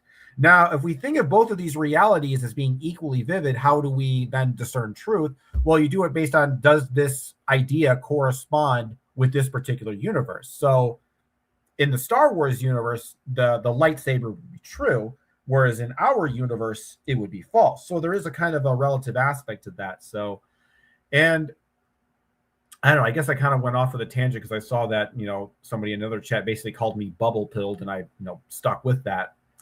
And as regards to relation of the self, this also ties into that, because in a sense, it's not like, you don't think of the self as becoming from some kind of like monad at the center of ultimate creation of reality. It gives you a different perspective, that you see the self as sort of its own universe that ontologically exists in its own way amidst other of these dimensional universes and other dimensional selves. And you start to think of the truth of yourself as more about whether things are true to you or not, how you relate to it, how you relate to the rest of the universe around you. I know I feel like I'm not really making a whole lot of sense here. I'm kind of jumbling with different points and going to different tangents.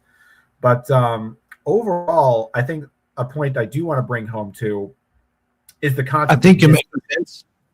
And I think here they're kind of telling me this whole idea that mystery is freedom, and that's a little bit cryptic. And it took me some time to kind of figure out what they really mean by that, because it's one of those things that, like, it intuitively makes sense to me, but it might not be something that I can necessarily articulate to other people, because the idea is that if the origin of yourself is ultimately a mystery and it's something that you can't know and you can't discover, then in that sense, no one can truly define your existence. Nobody can truly define who you are and what you are and have control over your being and your sense of self, because by sort of being a child of the mystery, a child of the unknown, you are truly free to exist in all kinds of potentialities of existence that aren't necessarily bound by some kind of singular creator or bound by some kind of singular, universal principle that tells you this is who you are, this is who you're supposed to be, because this is the nature of the universe and this is how things are. But if you define your existence as ultimately being born of mystery, then you truly have the freedom and space to explore who you are, kind of going back to what I was talking about in terms of narratives, because that's the thing with a lot of these like control narratives, right? Whether you believe in them or not, one of the common theme of any kind of narrative or control is a lack of mystery, or if there is mystery, it's used to create a sense of uncertainty and self-doubt rather than openness and wonder. And the reason that the other reason I think that the Fae talk about the whole idea that everything is kind of this unbound, infinite mystery is that creates the framework, that creates the sort of landscape to allow that mystery to proliferate and have the freedom to really explore yourself, because you realize you're in this sort of wild west of sort of primordial consciousness, and nobody is really kind of running the show. It's just kind of running off wildly on its own. And in that wildness, in that state where you're in that true primordial mystery, unbound by the narratives of priests and scientists and politicians and untrustworthy family members and stuff, you really have a deeper freedom to define yourself, unbound by all the narratives, all the stories, all the things you've been taught in your life.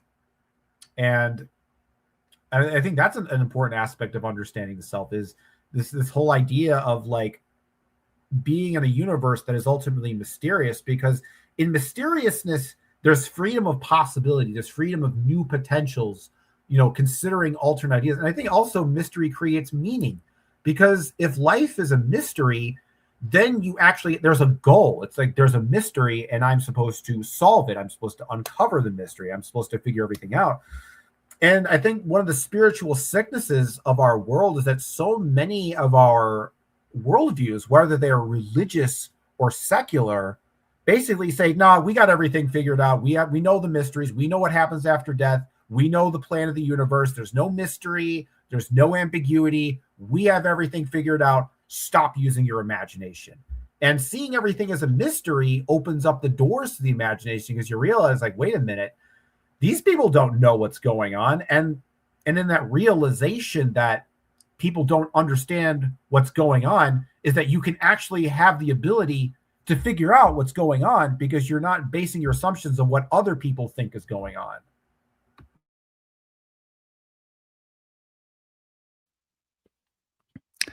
Yeah, brother.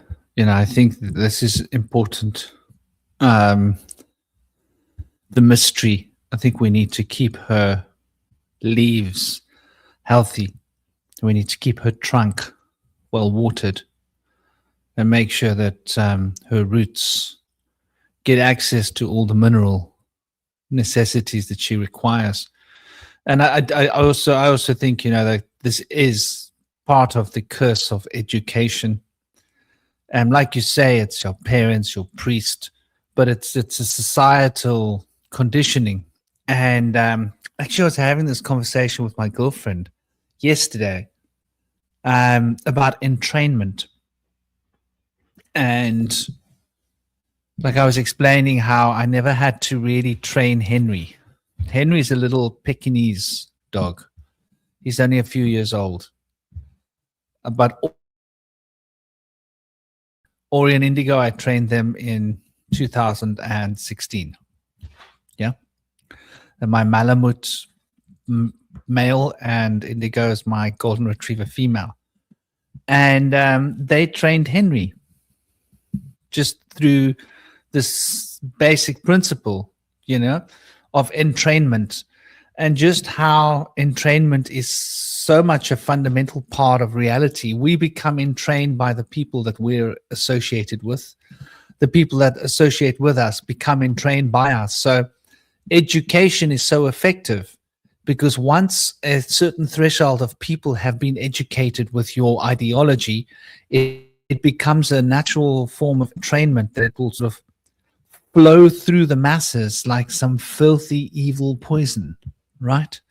The juices, these noxious juices of education that we've all been subjected to in schools and bodies of learning, institutionalized education, shall I say, as opposed to learning, as opposed to embracing the mental expansion and growth of the mind and perspectives. So I agree. I think like we are quite stuck through this principle of harmonic resonance, which manifests as entrainment, to sort of become trapped in these bubbles that are, like you call them, bubbles, that everybody's around. And it's interesting how there's this saying, didn't mean to burst your bubble, right? It's a saying we used to probably say as kids a lot. And, when you burst someone's bubble, you bursting their reality, popping their reality. They thought like X was true, but you pointed out, no, look at this. This is really true. And I think like we're continually rubbing bubbles against bubbles, as it were. And I think of these as being sort of layers of the onion on the outside that keeps peeling off and getting replaced by new layers, sort of like skin. In fact, skin is probably a good metaphor to think of as the self. Is that an interesting? And just how the skin is able to keep the shape, right? To keep your organs and everything in and together, right? The structure is maintained by Saturn, which is maintained by your skeletal system. But the skin keeps everything together, keeps everything in a capsule, as it were.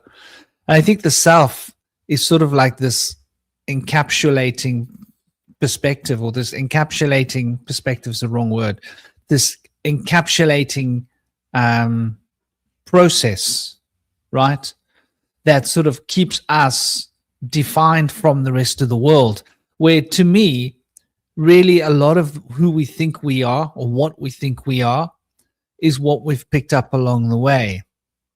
And it's very difficult to move beyond that, you know, to start to step out of the, yeah, but I've been conditioned to think of myself like this, so that's who I am. I've been conditioned to feel this way, so hence I feel the way I do. My feelings and my thoughts describe and circumscribe my experience of reality, so this reality becomes my reality, and I experience this reality as me.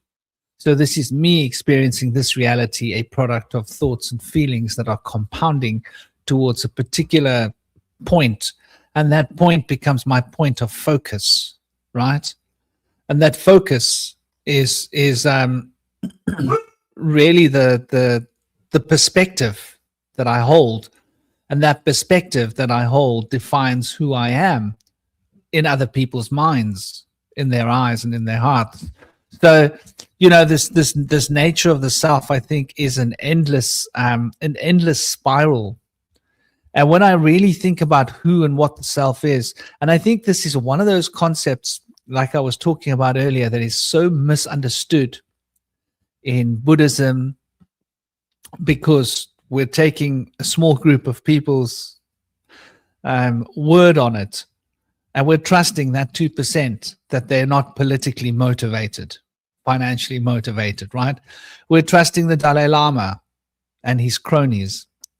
When the Dalai Lama is a politician, what do we know about politicians, generally speaking? And I don't mean one country or another. I mean, everywhere that I've traveled in the world, politicians seem to be dodgy buggers. This is a universal thing that I've experienced when I've been, like, whether it's been Pakistan or, you know, Afghanistan. Well, I haven't really spent time in Afghanistan. So Pakistan, or the other, what's next to that country, Emirates or India or Sri Lanka or Nepal or Israel or, you know, England, or even Scotland, where the politicians seem a bit better, or South Africa or Canada. Canada has become ridiculous. Everywhere it seems to be the same nonsense, right? It seems to be the same crap. Politicians lying to us. So why should the Tibetan politician be any better just because he wears a red dress, right? So when a man wears a red dress, you can suddenly trust him. Lady in red, he's dancing with us, cheek to cheek. No, it's not us he's dancing with, it's our kids he's dancing with. And it's not our mouths he's got his tongue in, it's our kids' mouths he's got his tongue in. So, you know, I barely know this madman by our side, you know. Christa Berg, you're gonna roll in your grave, dude. I'm gonna change the words of that song about the Dalai Lama. But anyway, my point being that this idea of anatta, right? So anatta has been presented to us as being like, there is no soul. There is no sense of personal identity. And, you know, I think it's a misconception and a mistranslation, because when I think of what that means, and I'd love to get your guys' input on this, I think that we're talking about that there is no fixed identity. There isn't a you that you can put your finger on, because you are a continually moving spiral of change.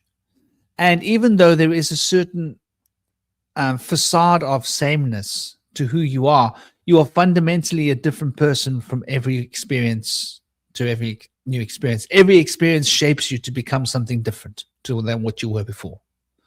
So who am I, this person? No. Between now, what I say now, what I'm thinking now, what I'm doing now, I've been 5 different people, man. And throughout the conversation on the round table today, how many thousands of people have I been? But I think that's all one person. You see where I'm coming from? Every new experience changes who I am. Every new thought changes who I am. So every new idea that you express, that I think about, somehow changes who I am, changes my belief, changes my perspective, changes my orientation. It might be so subtle that I don't notice it, that no one else does, but it's there. And so who we think we are seems to be such a fixed, concrete thing, like you can put a statue here and like, that's me. No. You need to have a continually changing, evolving model. And from every heartbeat to the next heartbeat, it's a different thing. So anatta then doesn't necessarily mean that there's no soul. It means that there's no fixed soul. In other words, you can't say, there's my soul. Because the moment you say, there's my soul, it's changed. It's a different soul. And then when that person sees, oh, I'm seeing your soul. No, the soul that you were talking about was a different soul that you were thinking about when you were talking about it. And the soul that they saw was even a different soul than you were talking about, even though you weren't talking about what you were thinking about. I hope that's not too complex. But, like, that's how much we're changing. Or not. So, hey? Well, there's another perspective you can look at this, because if you take this and also factor in the idea that, linear time is an illusion, right? And if the past and the future have already existed, then in a sense, you already are the future self that you aren't even yet. So in a way, it's like if the self exists ultimately outside of time, then you're not just a single experience, you're a potentiality of multiple experiences, and they're kind of a gestalt of different selves.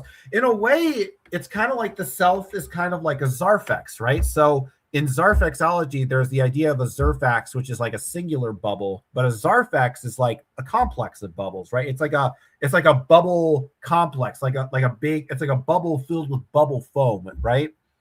And so I think also I figured out, like, I can articulate better what I'm talking about in regards to going beyond oneness, right? So basically, because it gets confusing with the language sometimes. And I realize that maybe I need to actually like articulate these in the same way these Buddhist ideas aren't translated well, right? So the idea is, like, if you think about things in bubbles and you think about things in this framework, it's like, it's so intuitive and interesting. So if you think of your individual ego as a bubble, right? You think of your individual ego, you go through, Buddhist meditation, you get enlightenment, and you get outside of that bubble and you realize, I'm part of this larger universe outside this bubble. I'm part of this. I'm these other people. I'm these cows. I'm this grass. I'm the stars and the planet. But then you kind of think about everything from this bubble perspective, and you start to think about it. Well, wait a minute. Hold on a second here. What if all this stuff, this collective consciousness, what if this is just another bubble? What if this is essentially, and I may have escaped my individual ego, but have I escaped the collective ego? Because if you think about it, if there is a kind of a universal oneness, then you think at some level that oneness would also have its own individual ego, right? That it would have its own, if we believe in the whole false ego concept, even at the highest level, there would be that like false ego idea. But the idea is that you get to a certain point and it's like, and this changes the way you look at the self, because the reason that we see the self as sort of this, consistently changing, never consistent thing is because the self exists in contingency to the Zarfax it's a part of. So it's a part of an ecosystem. And because the ecosystem is changing, the self adapts and changes along with it. But when you start to look at the self as existing outside of that, even into a deeper level of nonlinear time and a deeper level of eternity, then it starts to kind of look a little bit different. You don't look at the self as existing in this kind of causal, past leads to event A, leads to event B, leads to event C, and creates person D. You sort of see everything kind of existing all at once, sort of simultaneously, sort of like fixate. It's like if I take all these different selves and that I've talked about throughout my life, then hit them in a blender and hit liquefy, and then sort of like, drink that. That's kind of how I look at the self ultimately. It's like you take all the different aspects of yourself throughout your past and your future, and you find what is the common thread that links all of them. I think that thread is where the individual is, where the self actually is, because I think Here's what I've always found fascinating. Like, I remember recently I was watching home videos of myself as a very early child, maybe like, I don't know, 6 or 7 years old. And I'm like, in my late 30s now. And what I find fascinating about watching old videos of myself is not seeing how different I was back then, but seeing how much I haven't changed, how much I'm still the same, even as though and there's something interesting about that, because when you start to see aspects of yourself that you see now in your adulthood that are still manifested in yourself in your early child, you start to recognize an aspect of yourself that is more timeless, that is not necessarily contingent upon linear cause and effect. And I think there are aspects of the self that are sort of these temporary sort of like cause and effect. You have an experience that changes you, and you have another experience and that changes your mind in the opposite direction. But I think there's, I think when it comes to understanding the self, you have to figure out what is the aspect of my personality and who I am that has been consistent from who I am now to when I was a little child. Because if that part of yourself remains consistent, that part of your personality remains consistent throughout your entire life, I think that is a good contender for an aspect of the self that is eternal. What do you guys think?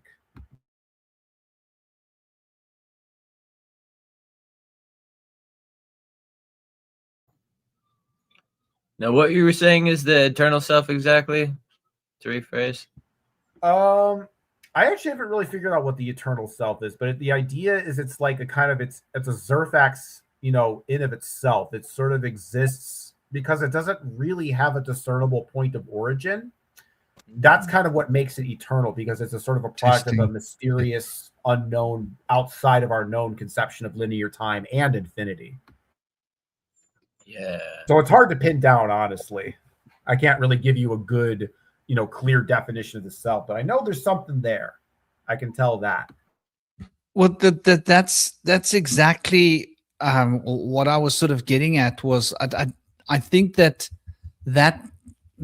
what we're talking about, is a hyperdimensional expression of being, and that hyperdimensional expression of being, which is living throughout various different scales of what we call time independently, however integrating all of these experiences here and now, though we're only consciously and cognizantly aware of this one tiny frame of time and this linear attachment or this linear expression of this tiny frame of time, that there are these multitudes of selves. And so the self is like a family. Yeah. The self is like a group. It's not just one singular. It's all these myriads of me, but each me is slightly different to the other me. And when we talk about like past lives and the future lives, we're experiencing these different aspects of ourselves. So we are our own ancestors. This is something to think about for a moment, right? Indy's back. Yeah, there's Indy. So in a sense, we're like our own ancestors.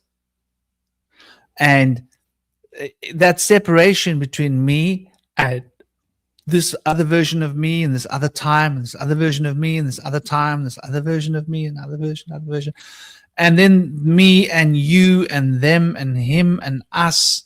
So I think the self is us.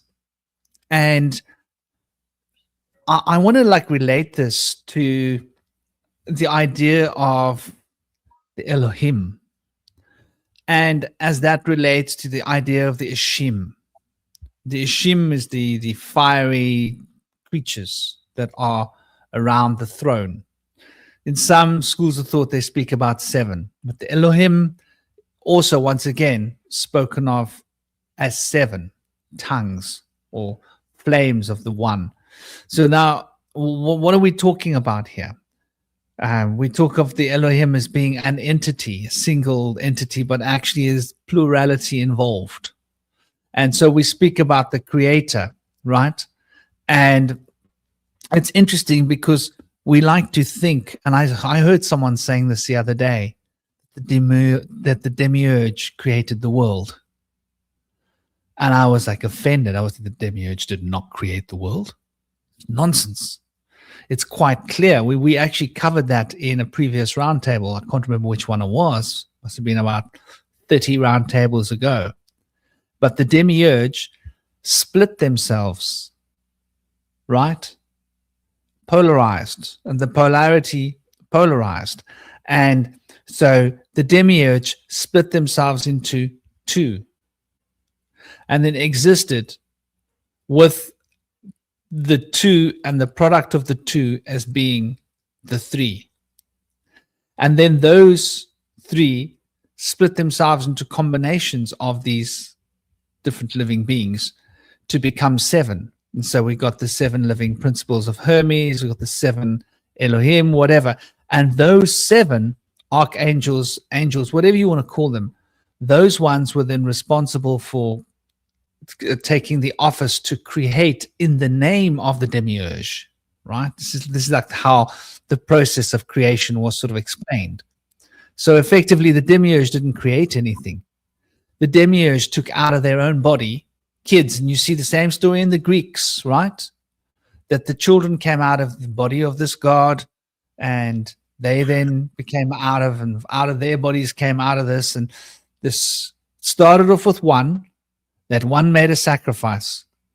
That sacrifice became a multitude. And so these eons were born. It's the same story in the Greek tradition, whether you're Greek or Kabbalistic, or you're looking at it from, perspectives and you see the same thing in the Vedic story as well, right? Gets even more confusing, man. Like Shiva comes out of the belly button of Vishnu. Yeah, because of the will of Brahma. This is going to stop and like take a moment. Like, what? The will of Brahma was to create the universe. So Shiva came out of the belly button of Vishnu in order for the universe to come into being. So this is how the great yuga cycles are initiated.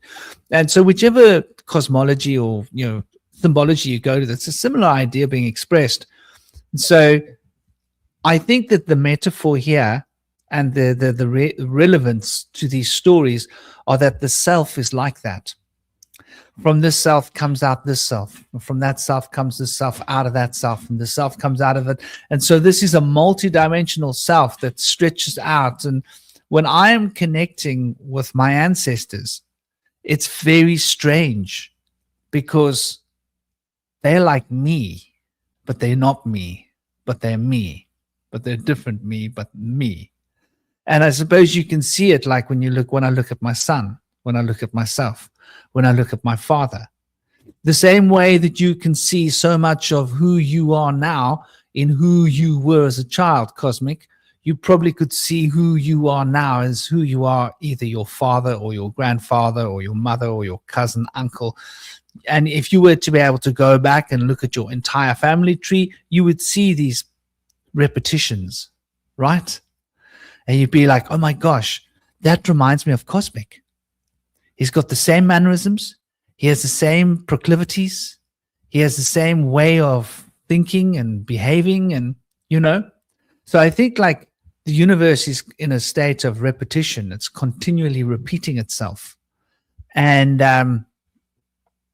so this multidimensional expression of what you're talking about, which is hyper time, for loss of better words, is obviously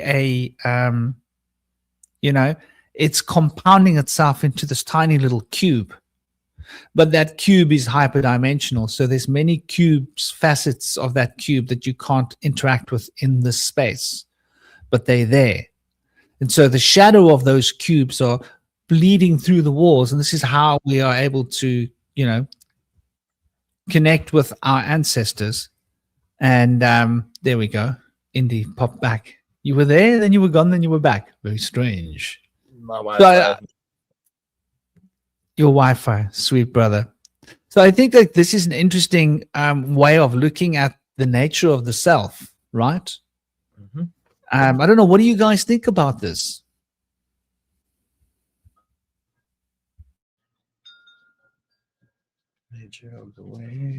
Okay, Cosmic's thinking sandwich. And Indy missed a lot of what I was saying. Yeah. But I always manage to catch Cosmic when he's eating his sandwich. I guess I would think of these multiple selves you're talking about as like kind of like appendages. Like you think about like in Hinduism, how all the deities always have like, thousands and thousands of arms. I think that's what those arms essentially represent, are the different versions of ourselves. So in a way, it's like, I think of it like these multidimensional selves. Basically, in my mind, I'm kind of visualizing it if they all kind of like formed together and created like an octopus or something. It's almost like basically all these multiple selves that I'm talking about are the extension of yourself in the fifth dimension. So we have sort of your third dimensional individual self, and then in the higher dimension you have sort of different variations, different dimensions of your being. So in a way, all these alternate selves are different dimensions of your personality, temporal dimensions, because you think about it, how your personality relates to certain things and certain objects. But I'm imagining that your personality also basically correlates and changes to certain forms of time, certain time periods, old, young. That's going to have a different context. So in a way, you could see them as like, I guess it's like, I imagine a bunch of like, a bunch of different cosmics, like all standing in a line. And the self is kind of like the rope that all of them are sort of walking across, right? Like that rope that sort of connects, the connecting thread that connects all these selves together. That to me is what I would say is probably more like the true self. So in a way, I kind of like this idea that they're different like yous, they're different yous, and they kind of are, but I try to look at them as basically like different extensions of your higher dimensional body, like basically extra limbs, if you will.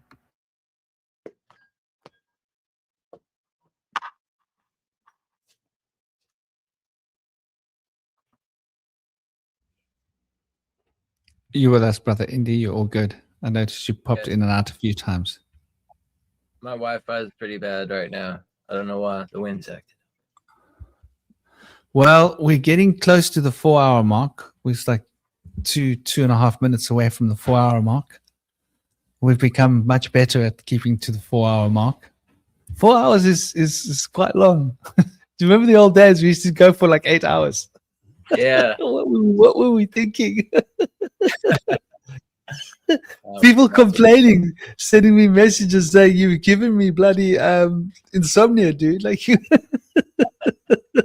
can't watch for 8 hours. Compelling discussions.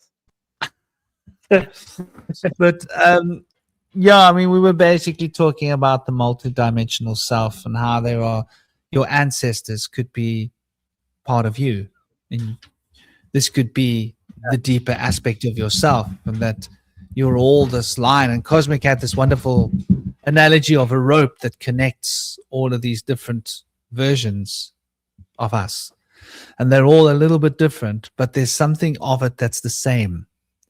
And that something of it that's the same is that divine child on that horse, right? This one. Like, this is what doesn't change, right? It's embryonic, like fundamental. And the rest of it is just all of these little limbs or appendages that we're interacting with different time zones with. And we're interacting with different time zones with different things. And we're stuck in that time zone because that limb gets stuck to that time, right? And now it's like it's doing the one-legged hobble through time, right? Like a little amoeba tentacle. It's an interesting way of considering it, like an amoeba. Yeah, that's an interesting way to see it. And also, there is a narrative that says that each individual becomes every other person in the world at some point in their lineage of reincarnation. So we get to experience things from all views. And so that could mean that there's only one person that experiences themselves and all those different things. But I think it what it's supposed to mean is really that there are many souls, but we all take time, spending time seeing things from each other's moccasins or our shoes, walking the steps of another life to be able to really empathize with one another. And maybe through like more journeys we have, the more empathy we gain. And some souls maybe haven't really gained that empathy yet because they haven't walked those footsteps in other people's shoes before in other lives. I think that kind of ties into what I was saying before about how, going through different experiences is what, sort of cultivates empathy.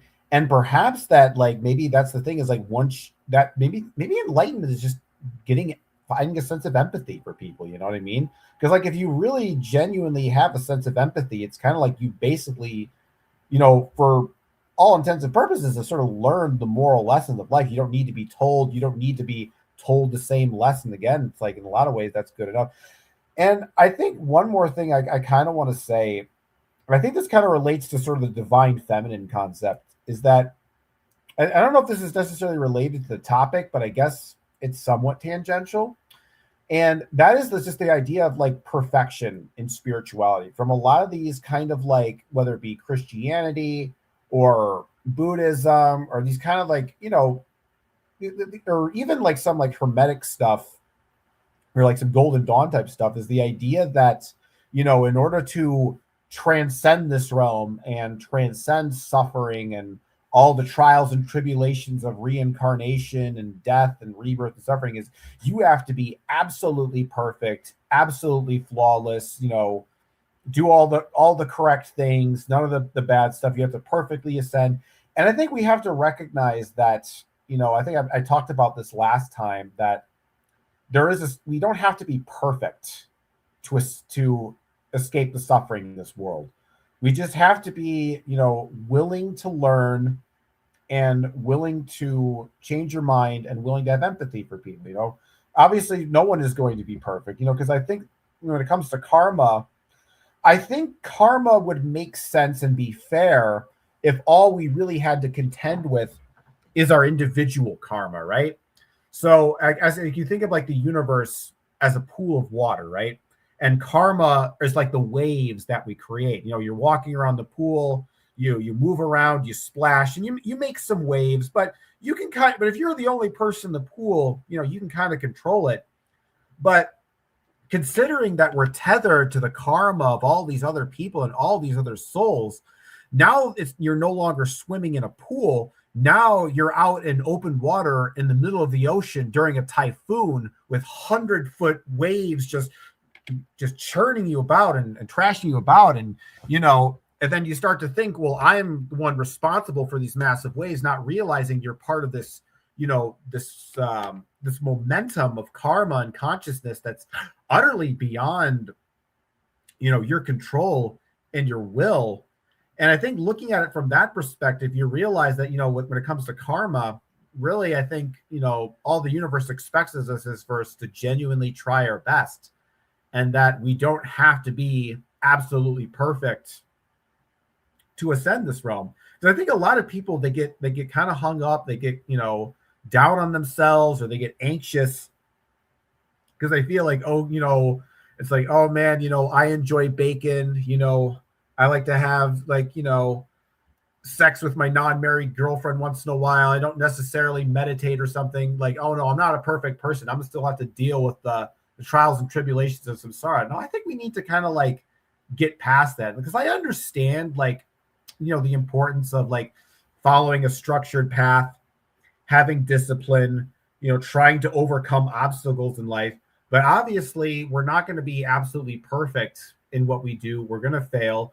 And it's not even really our fault. We are kind of caught in forces that are outside of our control, in a history that's beyond us. So I think that in that space, in that openness, that we have a capacity to forgive ourselves, because, we have some level of control, but we're not in control of every aspect of what's going on. Like there's a whole bunch of other stuff that's outside of our control. So it's something I've been thinking about lately that I feel like needs to be pointed out in the spiritual community, because I don't really see a whole lot of people talk about. People talk about, ascension and escaping samsara and getting free from the matrix or becoming enlightened.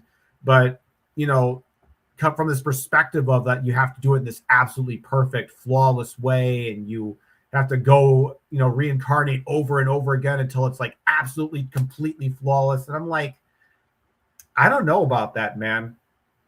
And when I just to see how difficult the world is and just like the things that people have to deal with and the nonsense that people have to deal with that's completely out of control, even good people having to deal with the trials and tribulations of this modern world and all the madness of, you know, artificial intelligence and corporations and weird political factions and, you know, crazy media and all that stuff. It's like, I think the universe is going to give us a pass. Like, as long as you're at least putting the effort and you're trying hard and you really genuinely want to help people and be a good person, I think you can escape a lot of the bullshit that we're dealing with in this world. You don't have to be a perfect person. I just felt like that has to be said because I wish somebody else would say it, but I don't see it happening in a lot of in all the different occult spaces that I go to. So I just wanted to put that out there.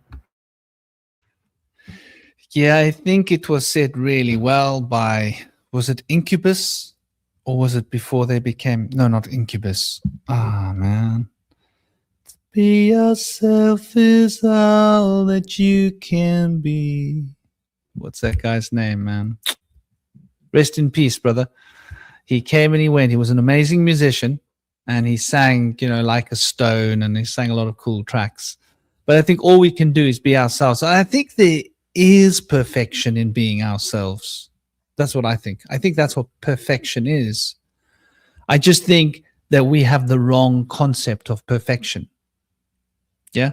And I think that has been put into us by like ridiculous notions, you know, that we think perfection involves something outside there and it looks perfect, because when things are perfect, they don't always look perfect, right? Isn't that interesting? Sometimes when things look perfect, they're not perfect. So you can't always trust your perception of perfect. But things can be perfect and you don't know and recognize them as being perfect because they are just perfect. I think the word perfect means that it fits the situation well. I think we can fit the situation well when we drop who we are and stop trying to live according to some external ideal. People put perfection, it's this thing on a mantle, right? But what does perfection really mean? Right? Like, we think of it as meaning something that's unobtainable.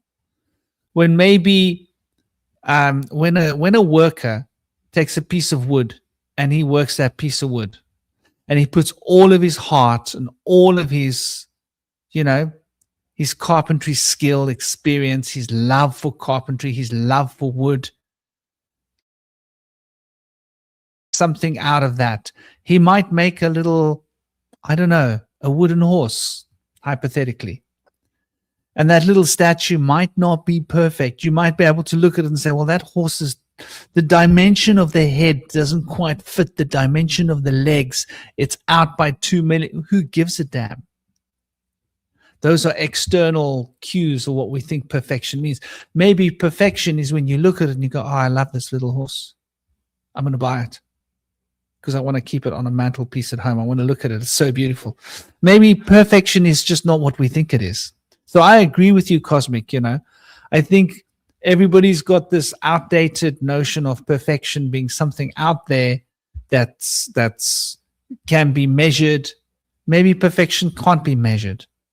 Maybe the whole idea of perfection is like a child is already perfect. The way maybe we were all already born perfect, right? And all we got to do is strip away the layers and get back to that innate child that we were before we were educated and conditioned and brainwashed and media and TV'd and musicked and, you know, peer pressured and all the other crap and bullied or whatever we've done in life, you know, drunk, stoned, this, that, whatever it is that we did that took us away from ourselves. When we undo all of that nonsense, we get back to ourselves and we realize that we were always perfect, that everything is perfect. And even the world, as imperfect as it seems, is already perfect. It's just our perception of perfect. We think perfect means it needs to follow a particular set of criteria. Maybe it doesn't. So I think that's like a brilliant place. Unless there's anybody else, Cosmic, have you got any last thoughts? Indy, Sage, brother, if you got any last thoughts to throw at the table? I think I'm good. Then maybe that's a good place to leave the conversation. I see we've gone 4 hours and 10 minutes. I hope you all got what you came for. Vincent, Tamaru, and everybody else in the chat who's still with us, Bernadine, and everybody else that's been here and enjoyed watching. Sending you all big love. Sean, big love, blessings. Take it easy, keep it sweet. Enjoy your Saturday and your Sunday. Find yourself already perfect and complete. There's nothing to live up to. There's no one to become. If you think you're not perfect, well, maybe that is the mistake. Maybe that's the error. Maybe we just need to realize that we were made the way we were made to be what we were meant to be. However we've become what we are, however we've made ourselves to be what we are, it's all part of some big cosmic plan that we just don't understand. Dear brother Indy Sage, are there any last words you want to throw on the table before we look at that little cutie? The self is expansive and it's never ending, so the journey will always continue, and that's part of the beauty of it all. It's, you know, if you could get to the end, that would kind of have you just disappear from the veil or something, but you can't. You can stay here in your journey, continue on, and if you choose to stay back and become a bodhisattva, you can stay behind, help others to the gate, to the heavenly kingdom. But there's more to this. There's more to the seen. And the unseen contains more than the imagination can endure. Hey, baby. Yeah, brother. Amen. Beautiful place to leave the conversation. I hope you all have an absolutely awesome week. And big love and blessings. It's been an honor, Cosmic, Indy, and Toby that was with us for a while. Sending love to all of you brothers and sisters out there. Keep it real, keep it sweet, and keep moving, keep flowing. Om Namah Shivaya. Shanti, Peace out, Shanti, everybody. Shanti. Big love. This has been Bye-bye, Vince. Take it easy, guys. Yeah, the doggies are beautiful, aren't they? Peace out. Yeah, stay in their cage.